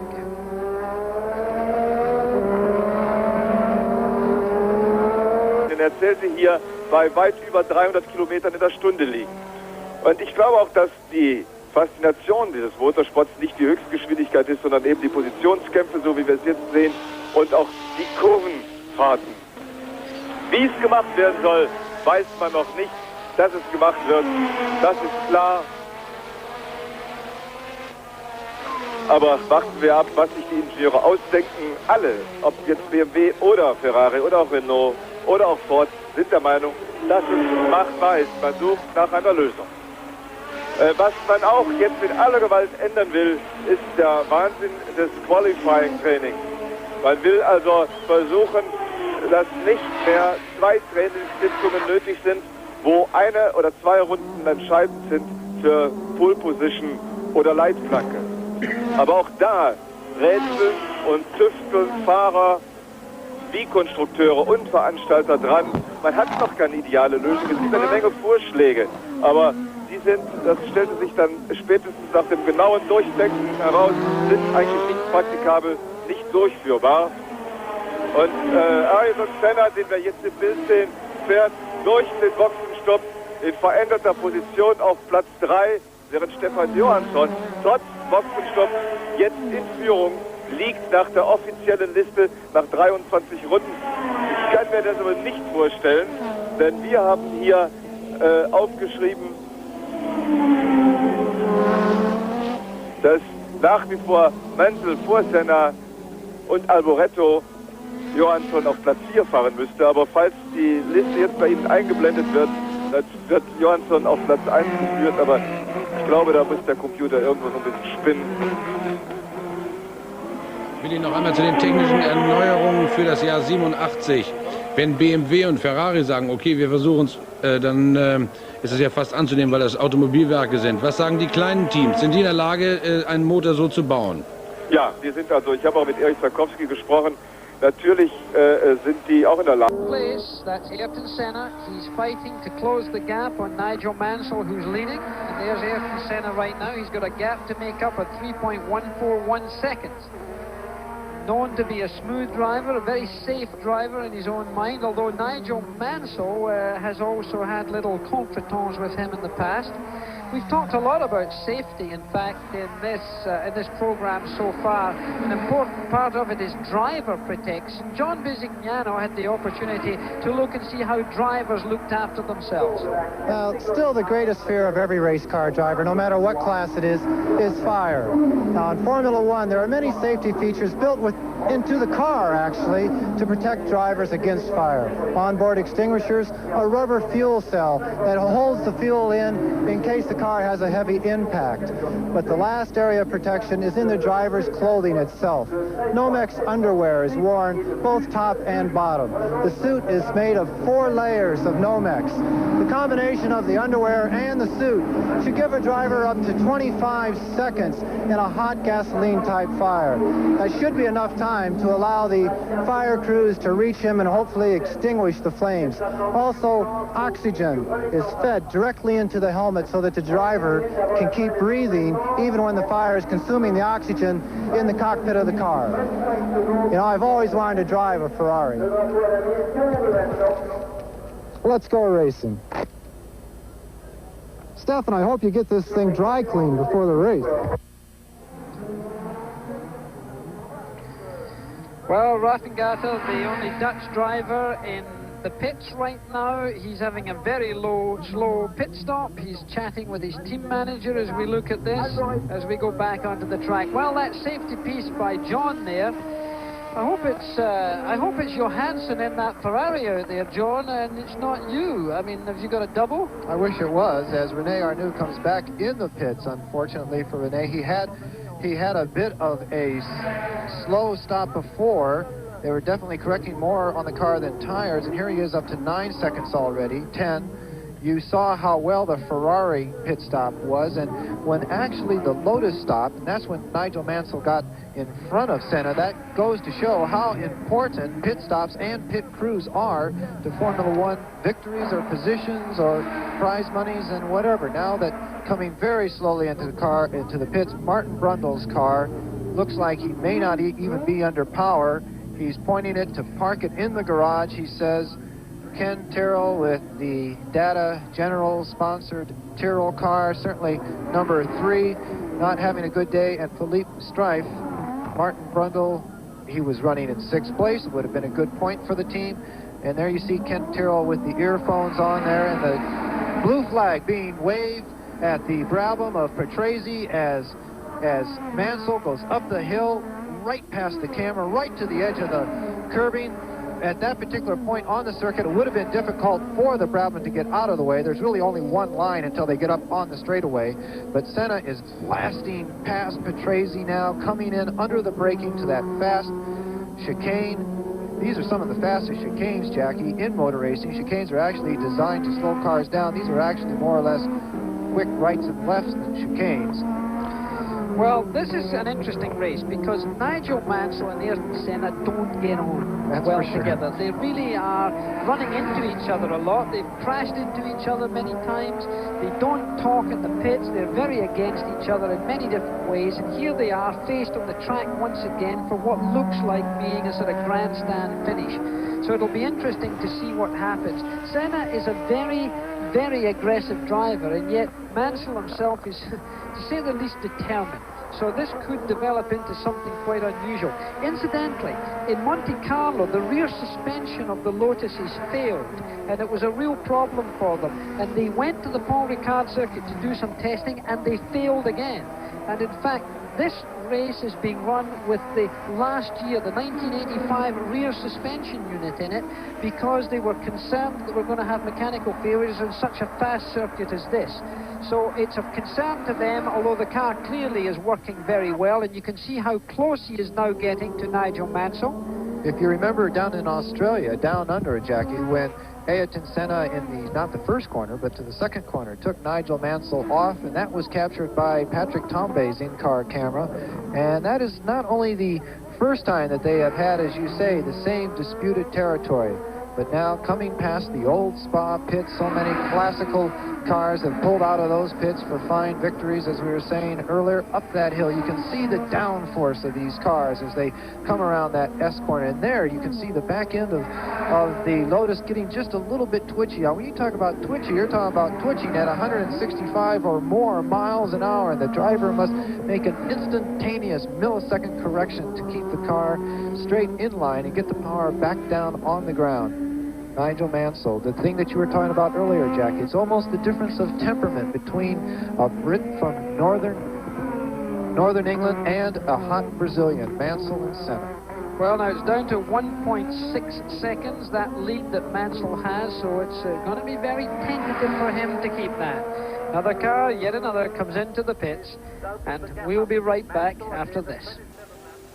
Ja, Alessandro Nannini mit dem zweiten Minardi, also auch nicht mehr dabei. Damit sind Andrea De Cesaris und Alessandro Nannini, die beiden Minardis mit den Motori Moderni von Carlo Citti entwickelt, nicht mehr im Rennen. Aber das ist inzwischen auch ein gewohntes Bild. Aber auch da muss man sagen, dass Minardi ein kleines italienisches Team ist, das eigentlich sehr, sehr sauber arbeitet und das wahrscheinlich noch eine Weile braucht, bis es soweit ist. Hier sehen wir jetzt Gerhard Berger und direkt dahinter jetzt in Richtung En Rouge Keke Rosberg, der vorbei wollte, aber an dieser Stelle kann man nicht überholen. Nicht Keke Rosberg, Entschuldigung, ich meine natürlich Alain Prost. Keke Rosberg, das wissen wir, mit Motorschaden schon recht früh ausgefallen, ich glaube in der 8. Runde. Und ich glaube, dass Gerhard Berger ganz schön am Dampfrad des Benetton BMW dreht. This is Jackie Stewart and John Visignano. We're back at the Grand-Prix of Belgium. You're seeing Gerhard Berger and Alain Prost. Alain Prost had a first lap incident, has been in the pits to have it new bodywork fitted to his car. He's also been in for fresh rubber. Berger has also been in the pits. He had front bodywork helped and also a steering arm straightened out or replaced. And now they're head-to-head in the racetrack. Just a lap or two ago, they were in 8th and 9th position. The man you're looking at now is still very much in first position. That is Nigel Mansell, driving his Williams with the Honda power plant. Lots of Canon pictures being taken of him. The fastest tour, or fastest lap, is by Senna. Senna's putting on the power, and that's the man there in the black JPS Lotus. The Brazilian trying to hold the honours of his country up now that Piquet, who earlier led the race, had to withdraw. Looked like a major engine problem. Keke Rosberg also had to withdraw because of a major engine problem. There have been many retirements in the race. 3 of those were almost totally out because of a first corner, first lap incident. So here we come. Out of the race is Rosberg. Patrick Tandy came out in that first lap incident. So did Dumfries go out. Butsen's out. Kinzani's out. Danner's out. Piquet's out. René Arnoux is out. Nannini is now out, and so is Martin Brundle. Spa has been a place of a lot of happenings. We've had some announcements, incidentally, here. One of the announcements is that the British Grand Prix from next year will take place for 5 consecutive years. At Silverstone, Brands Hatch has been dropped from the Grand Prix calendar at the present time as of 1987. And incidentally, Brands Hatch has just been bought over by a private investor just a few days before that announcement was made, which must make him rather sad. The other thing is that they've announced, because of the accident of Elio De Angelis at the Paul Ricard circuit some 2 weeks ago, that the French Grand Prix will be held on the shortened circuit of Paul Ricard when that French Grand Prix takes place in July. And that is the Brabham that's come into the pits right now. Riccardo Patrese getting new rubber on. This is the second time he's been in for some rubber to be fitted. The Brabham mechanics, not a fast pit stop, 12, 13 seconds as the clock starts. This is the very low slung Brabham. You can physically see that the car is not so much closer to the ground as the other cars, but it is a lower profile, hopefully giving greater aerodynamics both for top speed and for downforce. The car has not worked out exactly as well as they would like. The one thing that is always the most important thing as far as top speed is power. And what they hope to do after the terrible accident of Elio De Angelis is restrict the power. The slower the cars, the safer they are in many respects, as Alain Prost is gaining on the Benetton, as you can see. They hope to do this in a couple ways. Alain Prost comes in under braking, a nice clear pass through the chicane. They hope to bring the engine horsepower down to around 600 horsepower. Several ways of doing that. Either pop-off valves, air restrictors that limits the amount of air that can be sucked into the engine, or bringing it down to a capacity of 1,000 cc's. Jackie, I cannot see them changing the 1,500 cc formula down to 1,000 cc's. That would be tremendous expense to the engine builders that have invested in 1,500 cc's, but certainly pop-off valves are very popular in Indianapolis, and air restrictors have worked in other formulas. Well, it may be that they'll go to 1,200 cc capacity. As we look at our leaderboard, Mansell, Senna, Alboreto has passed Johansson, as you can see there. There's talk today about putting in, and here's the replay of the past of Alain Prost. He did it very cleanly and very maturely. He left a lot of space there, no entangling of wheels here. He has about 3 meters to spare there as he gets inside Berger. You can see he's snookered him. He's put in a position that Berger really can't retaliate, and he hardly goes over the curb, particularly on the way out. Very cleanly done, Alain Prost. He is a master at going faster. Getting back to that horsepower question. There's talk in the paddock here today that they'll bring it down to about 1,200 cc's, 1.2 litres. If that happens, apparently Ferrari would be very happy. If they put in a valve of some kind to restrict the power, as we've seen it happen in Indianapolis, a pop-off valve, for example, it may be more complicated with twin turbos, for example, that take place. A single pop-off valve would be easier on a 4-cylinder engine like the BMW than it may be on the Ford engine or the Ferrari engine or the Renault engine. So it'll be very interesting to see how the rule makers come to this 600 horsepower limit that they're talking about. One other thing that less horsepower would do would hopefully reduce the cost of running these engines. These motors cost nearly $100,000 each, and you can't get more than a couple of hours of running out of them before they have to be rebuilt at between $40,000 and $60,000 each rebuild. That's if it doesn't even blow up. That's if the motor runs smoothly and clearly for 2 hours or say a few hundred miles. So again, if you have less power going through these engines, you may get back to hopefully the more comfortable Cosworth days when the V8 Cosworth 3-liter normally aspirators could actually do 600 miles before a rebuild, and all the teams are looking for ways to reduce the tremendous budgets that it takes to run Formula One. Well, Nigel Mansell now is opening up his gap. He's got it to more than 3 seconds. It came to under 2 seconds. It was down to about 1 point something. And there you can see the difference between them. It's a long shot from a camera a long way away, but it's more than 3 seconds. As the top 10 after 30 laps is Mansell, Senna, Alboreto, Johansson, Lafitte, Jones. Alain Prost is up to 7th. Fabi is 8th. Surer is 9th. 10th Ezra is. And we'll be right back after this. Rombolage verursacht hat.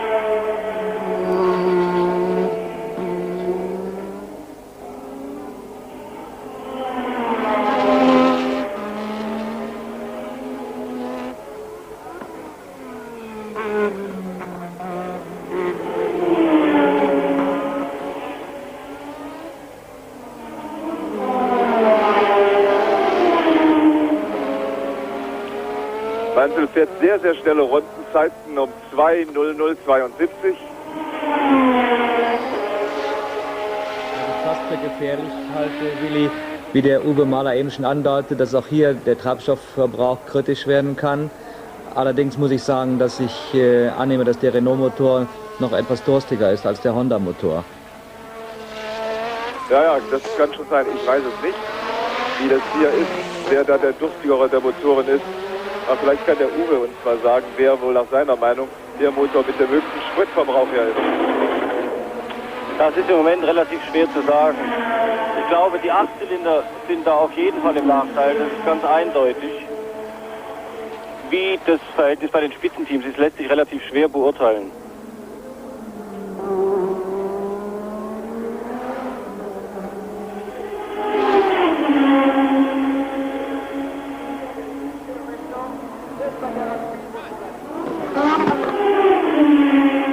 Ja, Abstand knappe 3 Sekunden.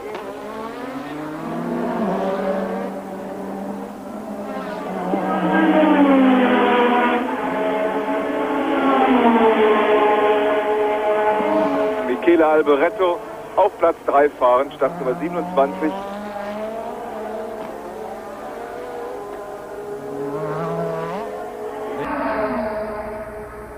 Well, there was a heavyweight talking about lightweight bodywork as the car of Alboreto flashes through our picture here. We have Alain Prost, the story of the race at the present time, is catching up Alain Jones. Alain Jones at the moment is in 6th position, which would give him a World Championship point. That is not him, that is Michele Alboreto in the 2nd Ferrari. Michele Alboreto, of course, at the moment is lying in 3rd position. He's been a sleeper. Nobody's been paying much attention to Mr. Alboreto. In the meantime, he's been continuing his very smooth way. And there is Rottengatter in the Zach Speed car. He has decided that it's called for today. The fire marshals are looking for an extinguisher, perhaps. If you remember, Jackie, when he came in the pits, he was trying to motion to his team about something around the back of the car. They more or less gave the wing a good wiggle, and out he went again. But he was trying to communicate something around the back of the car, and it looks like whatever was troubling him has maybe failed completely and now caused his retirement. Michele Alboreto, the English press have called him the Black Arrow, but Alain Jones comes into the pits for rubber. Alain Jones. Now, Alain Prost, in the meantime, has passed him now on the racetrack. And, of course, he's already stopped for rubber. So, therefore, Alain Jones has lost his 6th position to Alain Prost, which means that Prost picks up a World Championship point if he goes no further than 6th position. Alain Jones rejoins the race. And that, incidentally, is important in the World Championship. World Championships are won by half points in some conditions, because Alain Prost lost his first World Championship that he could have won, really, by half a point to his teammate Niki Lauda. And that was, of course, the 1984 World Championship. Exactly. So Alain Prost is one to go after every point he gets, and you can see that Lotus still getting loose at the top of the hill. You know, to put a new suspension or an old suspension on a new car, like Jackie described the Lotus team had to do just before this race, certainly can give an unbalanced feature to the driving that the driver has to deal with. Especially, this is probably the first time that car has gone this distance with the combined situation of rear suspension from last year and new suspension up front this year. And Jackie, on the left and right front tires of Nigel Mansell, you can certainly definitely pick up some wear right down the middle of that tread. Try and take a good look at it and see if that is going to bring him in again before this is over. And Philip Streff comes into the pits yet again. His troubles started with a spin out that we all saw as he was carrying a camera which has taken shock since he spin off the racetrack. It hasn't worked since. It's embarrassing to spin, but to spin with the camera car is a double embarrassment. Well, he managed it for us. ESPN must have been paying him a lot of money to do it, because he spun in practice as well while he had it on board, and then he did it in the race. That was quite impressive, and we do thank him for our wonderful coverage. Nevertheless, they go through these Ardennes mountains. Alain Jones there is about to be lapped, and there you see Fabi about to be lapped also. Fabi, of course, had pole position at Indianapolis, and incidentally, for those watching and interested, we heard that it's raining in Indianapolis. So that may delay the start of this race as Nigel Mansell laps Fabi as he goes round the slowest corner on the racetrack, and there is Senna in the picture. Senna is in 2nd position. Nigel Mansell still leads the Grand Prix of Belgium. Das war nur für mich als Dummnickel. Hast du es denn mitgeschrieben? Ich habe es mir aufgeschrieben. Ich lerne es heute Abend auswendig und... Wir testen es dann. Gut, also 10 Runden haben wir eben gesehen, wurde eingeblendet bis zum Ende. 9, nur noch Abstand zwischen Mansell und Senna unverändert, etwa 3 Sekunden.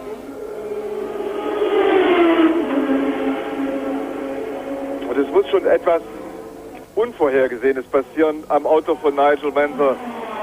Denn freiwillig, glaube ich, gibt der Mansell diesen Sieg dann nicht mehr ab, oder die Führung zumindest nicht mehr ab. Ja, das ist schon das Palmer mit einem, ich glaube, das hat mit Reifenschaden nichts zu tun, da hat sich irgendein Band, ein Klebeband, das auf der Bahn lag, abgewickelt. Man hat natürlich bei Zackspeed, wir sehen vorne im Vordergrund, das ist Erich Zakowski, der mit dem Rücken zur Kamera steht.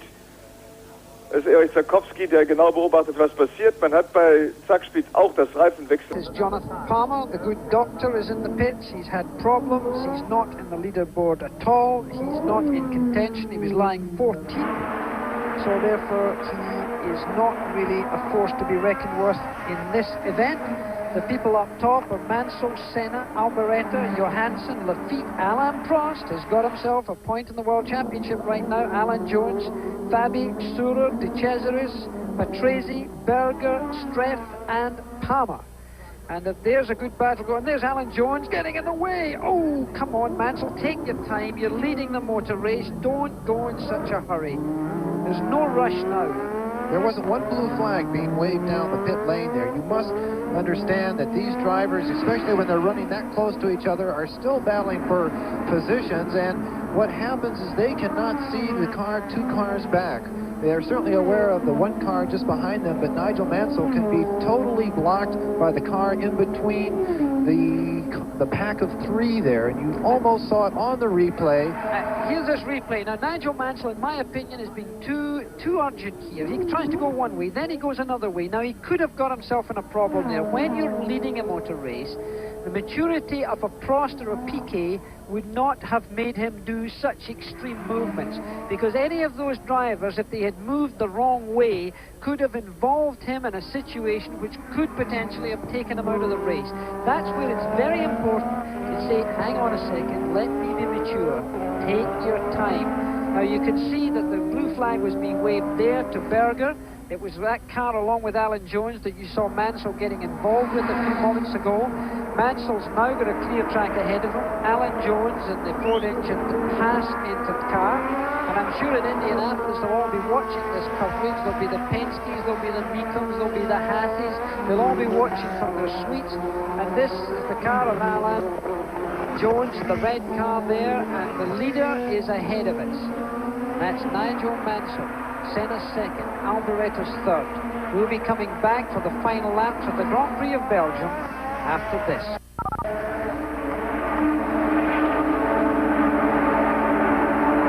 Bleibt alles Prost, der Mann mit der schnellsten Runde.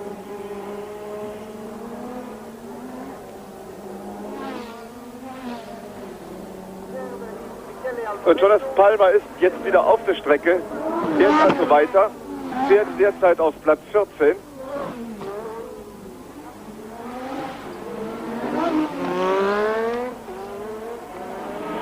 Jetzt ist es Senna, der Alan Jones vor sich hat.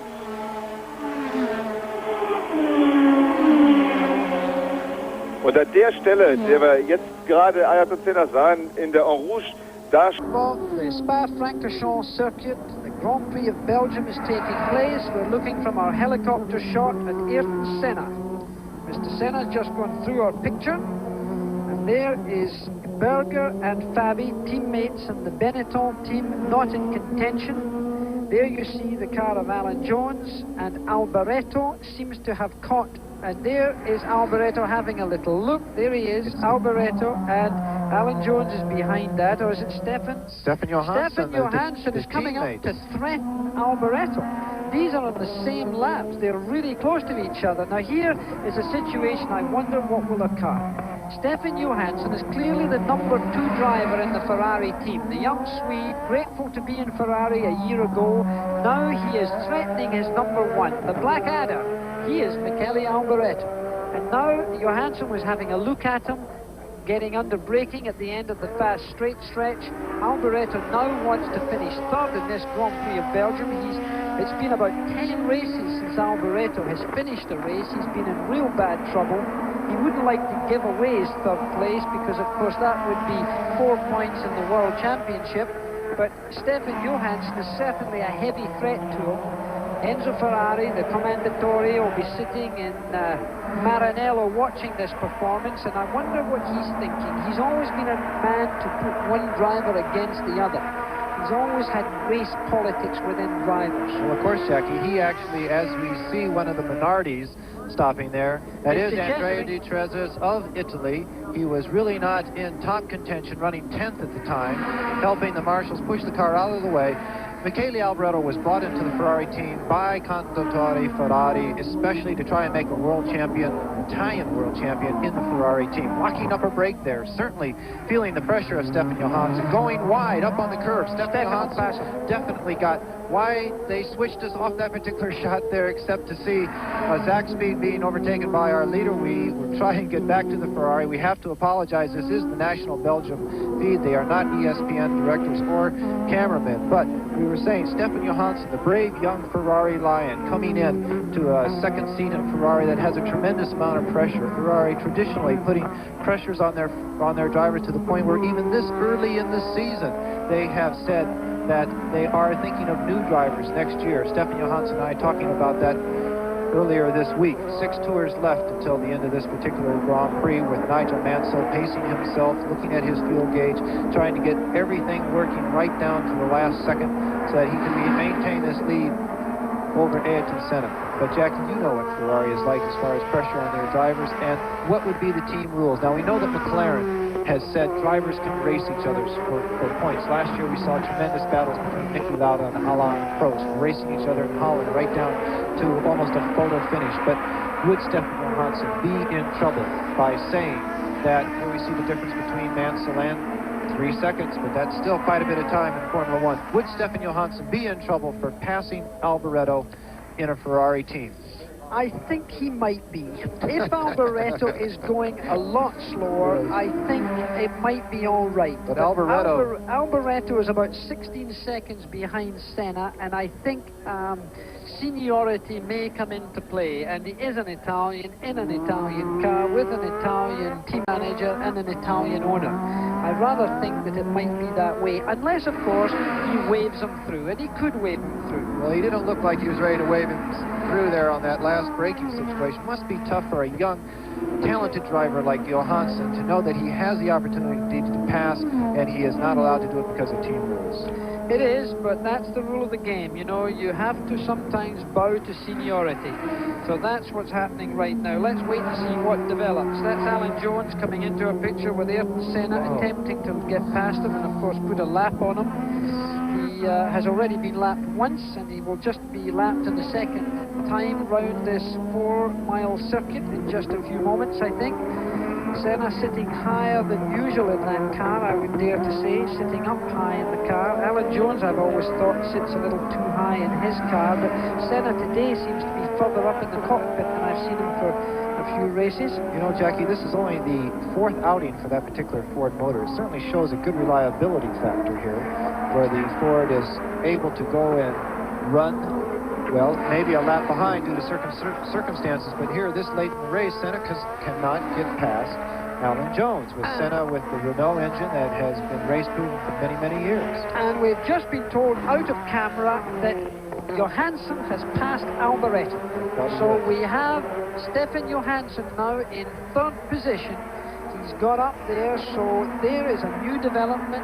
The order now being Nigel Mansell, Ayrton Senna, and Stefan Johansson, with Alboreto in 4th place, Jacques Lafitte is in 5th, and Alain Prost is in 6th. Now this shot is, I think, from the Goodyear blimp. It's very high, as you can see. Just a shot down there of the chicane. Alan Jones and Senna. Senna cannot get around Alan Jones.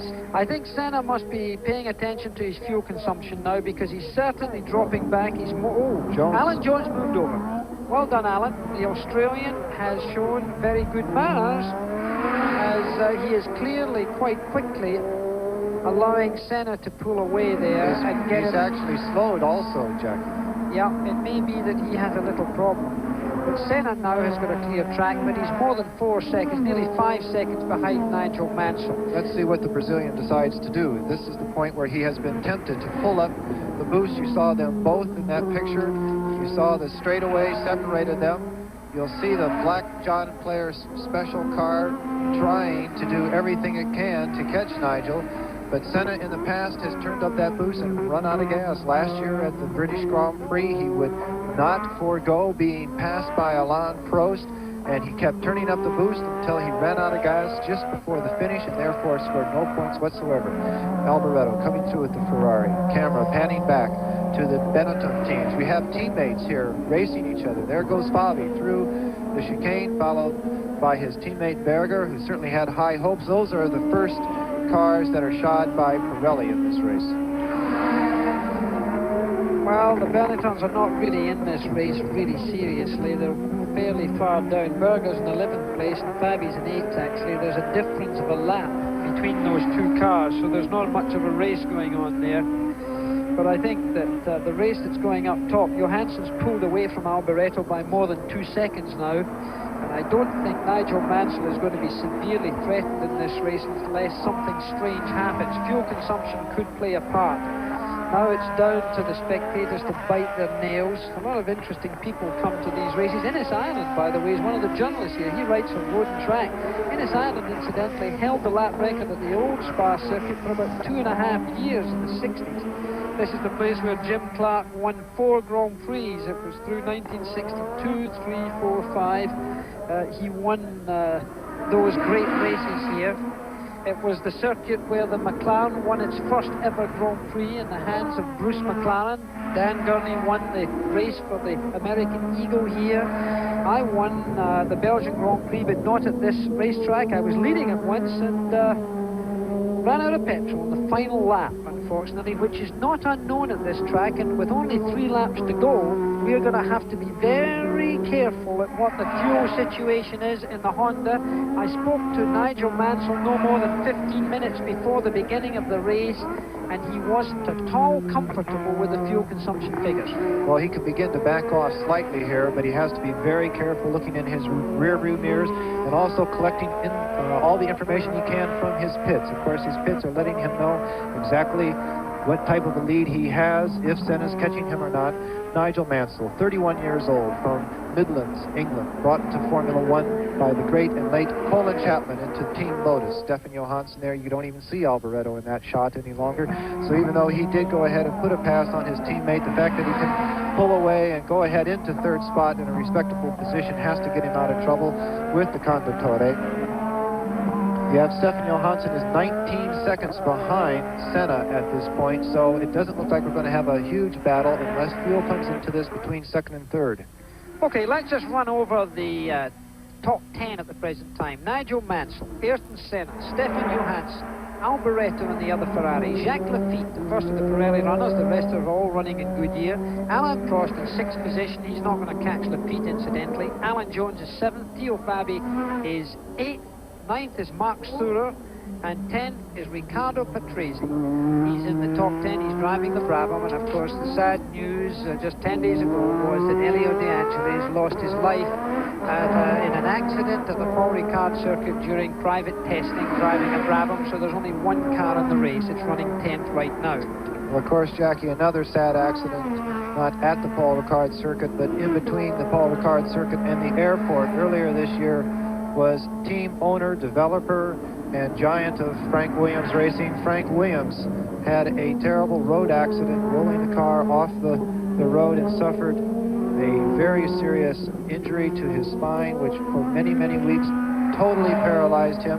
We are very glad to report to everyone that is concerned about the leader of this team that he has regained motion of his head. He is breathing without a respirator. He also has slight movements in both forearms and one shoulder. So it seems like after some very, very difficult weeks in intensive care, Frank will be released from intensive care. Alan Jones definitely was slowing and is now pulling off the track. But this has to be the best thing that for Frank Williams to be able to recover this type of performance by his team. 2 laps to go as Alan Jones, unfortunately, you know, he may have run out of gas here, Jackie. That's what you were talking about. These are the laps where everyone thinks they may be set. No, actually, there's a... No, he's looking down. He's looking down front there. Low somewhere. There's a problem in his car, I think. I think that is the problem. Alan Jones out of this race. The Australian driven a very good race indeed. Of course, a past world champion. We're coming up towards only 1 lap to go in this race. You spoke about Frank Williams. It would be wonderful for Nigel Mansell to win this race for Frank. I went to see Frank last Wednesday, or a week past Wednesday actually. He's in great spirits. He's adapting very well to the problems that he knows he's going to face. There's so many people who have found themselves paralyzed for life have had to deal with, and Frank is now going through that adjustment period. There you see the top 6 for the present time. And of course Nigel Mansell comes in now with 1 lap to go. He's got only 1 lap in this race to complete. It's of course 4.312 miles around this. And Philippe Streff touches behind him there as sparks fly out of the Williams car as it bottoms out on its titanium skids. It goes now to the fastest part of the racetrack. He's up into 6th gear and his 6-speed box about 192 miles an hour on this lap he'll be doing. Drops it into 3rd gear for this chicane. Goes through in 3rd. Grabs 4th gear as we look at a vacant racetrack waiting for Ayrton Senna to come along. And Senna is now dropped to about 10 seconds behind, considerable amount of time behind, and there's 1 more lap to go. Senna will have to be satisfied with 2nd place, but keep in mind he's got to go all the way around. It's now 14.269 seconds. Stefan Johansson is 13.5 seconds behind Senna. So unless something untoward occurs, that's how we're going to see the first 3 finish here. But there's a lot of hills, uphill sections still to come, and if there is anything to be low on fuel, it will show itself as one of the arrows come into the pits with only 1 lap to go. He's minus the wheel. He's running without a wheel on. Well, now we've seen that a few times. Stick on the wheel, fellas. There we... I hope, well, probably a lot of damage has been done to that hub. I don't know how he could have lost it. It may not have been tightened up correctly during one of his pit stops. He should at least try and get back out on the track and finish the final lap, though. Yep, he is. He's going back out. Oh, he stalled the engine, and they can't push him. They can't push him. Blah, blah, blah. Not allowed. And Alan Rees saying, sorry, folks, that's as far as this car is going today. The man on the right-hand side held his hand out there. Nigel Mansell coming through the last chicane, coming up. It is uphill to the start-finish line, but he looks like he's going to be the winner of the Belgian Grand Prix. Nigel Mansell takes the checkered flag and wins the Belgian Grand Prix for Frank Williams. You see the crew waving the Union Jack and the rising sun of the Japanese flag. They're taking the car straight into scrutineering, and poor Mark sure does get restarted and goes straight into scrutineering. We'll have to see what the officials say about that. Congratulations, Nigel Mansell, your 3rd Grand Prix victory. Ayrton Senna coming across the line. No fuel problems there.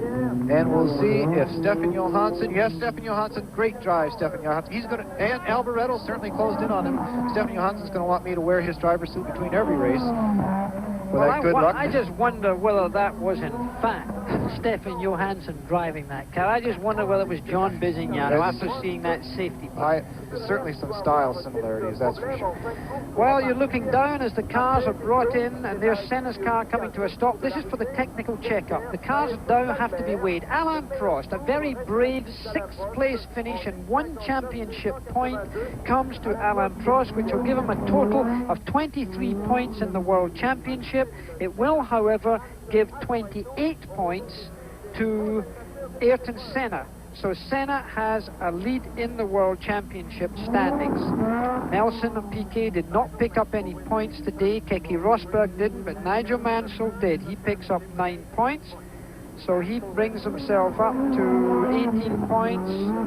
Ayrton Senna will be actually on 25 points. So it's a small lead of 2 points for Ayrton Senna in the World Championship standings. We'll be back for much more to discuss in this Grand Prix of Belgium as Alain Prost continues round.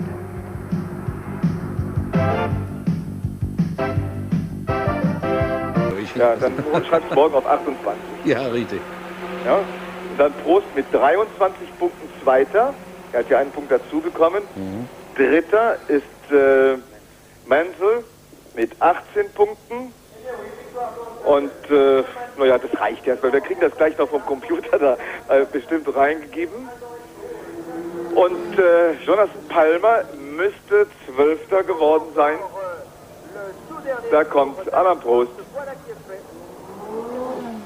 Ein fantastisches Rennen für den Franzosen, für den amtierenden Weltmeister, der da wieder unter Beweis gestellt hat, dass er wirklich einer der ganz Großen geworden ist.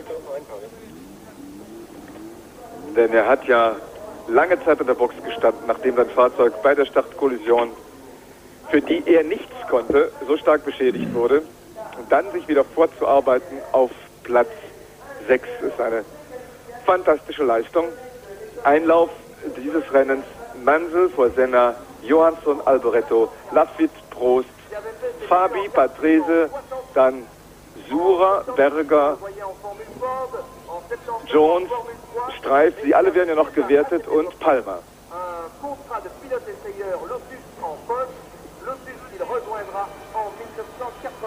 Ja, wir werden jetzt zur Siegerehrung kommen. Das Fahrzeug rollt hier bei uns jetzt vorbei. Ein Cabriolet, gleich wird die Kamera hier aufnehmen können, auf dessen Verdeck hinten Senna, Johansson und Mansell sitzen. Die beiden jetzt direkt vor der Siegerrampe, also wenige Sekunden noch werden wir das Bild hier haben. Und mit diesem Bild der Siegerehrung können Here, the Belgian Grand Prix has come to an end, and there you see the World Championship standings. Ayrton Senna of Brazil with 25, Prost with 23, only 2 points separating them. Nigel Mansell with 18, 15 is Nelson Piquet, who did not finish today.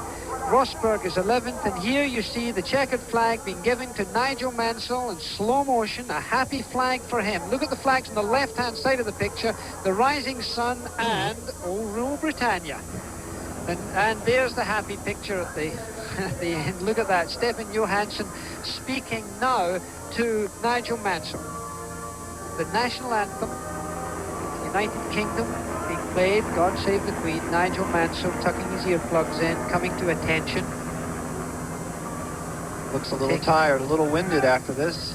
Ayrton Senna does not look too happy, and Stefan Johansson is elated. He's a happy boy. Let's look at this as we give the top 10 finishes here. We can show them as the trophy of the Belgian Grand Prix. What wonderful names have gone onto that. Happy to say the mine's on there, but some fantastic, fantastic names. Carracciolas and Banjos and all sorts of people. So Nigel Mansell wins. Ayrton Senna was second. Stefan Johansson was third. Michele Alboreto in the other Ferrari fourth. Jacques Lafitte, the Frenchman, in fifth position. Alain Prost taking sixth position. Fabi, seventh. Ricardo Patrese in 8th position. Mark Surer finished 9th, was credited with 9th.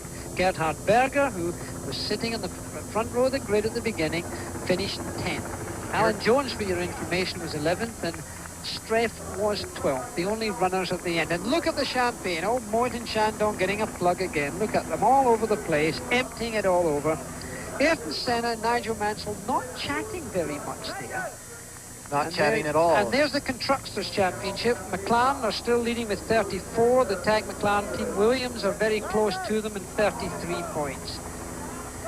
And there you see the happy man won his third ever Grand Prix victory. The World Championship is some distance away from him, but he's certainly showing great promise. We'll be right back after this.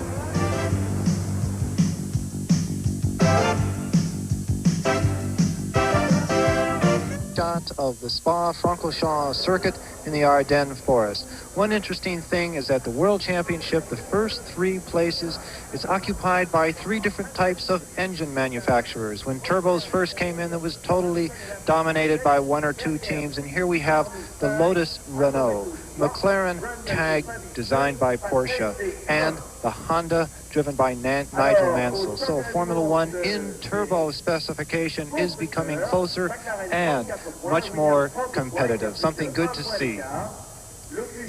Well, we'll be, of course, giving you a lot more motor racing here on ESPN. We've got the IMSA Camel GT series coming up tomorrow. That's Monday the 26th at 2:30 Eastern Time, 11:30 Pacific Time. That's at Lime Rock, Connecticut.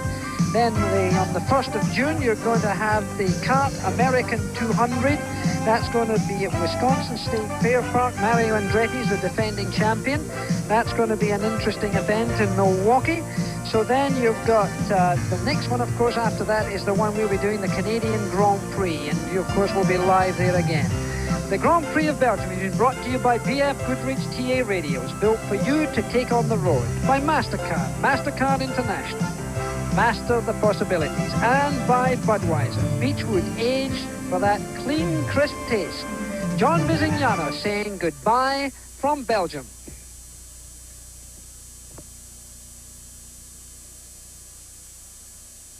Creeping onto the scoreboard, Prost had climbed all the way up from nowhere to 6th. But Mansell had the limelight. I'm sorry it took so long, Frank, but we've cracked it this year already.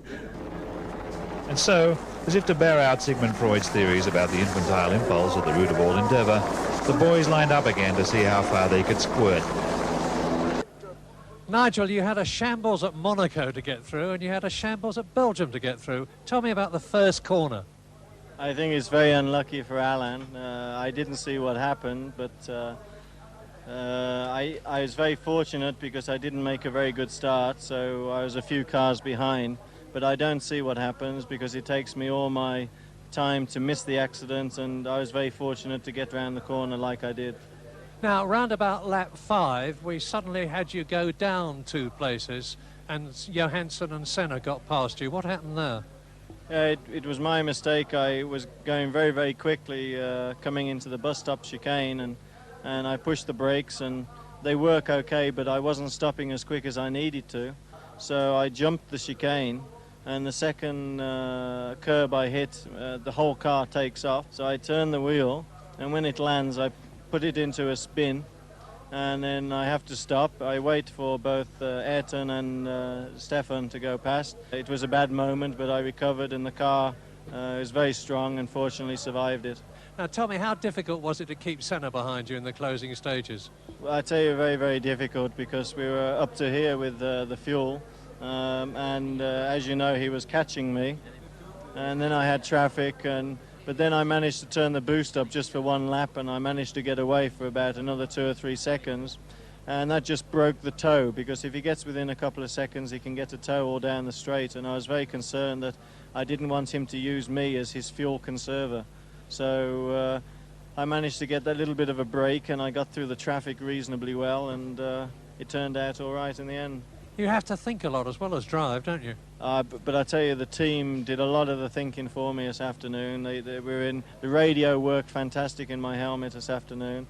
They told me exactly how much fuel I had on, and when I had too high a boost setting and using too much fuel, they told me to turn it down, and the management was first class. And the pit stop, what can you say about the pit stop? I think it must be the quickest in Grand Prix racing. You had a very special message for Frank Williams after Spain, and I'm sure you've got an even more special one for him now. Yes, it's taken a few races to do, Frank, but this is the first this year, and I'm very pleased for the team. They did a fantastic job, and I'm very pleased you're going home soon, and we'll all be looking forward to seeing you then. But I must add one thing, Murray, that my old teammate, Elio De Angelis, of 5 years I was with him, I'd like to dedicate my win here today for him, because it would make it much better if he was here with us. Nigel, everybody will say thank you for that. But now the Grand Prix scene moves to the new world, to Canada, Montreal in 3 weeks' time. Will Nigel Mansell close the World Championship gap?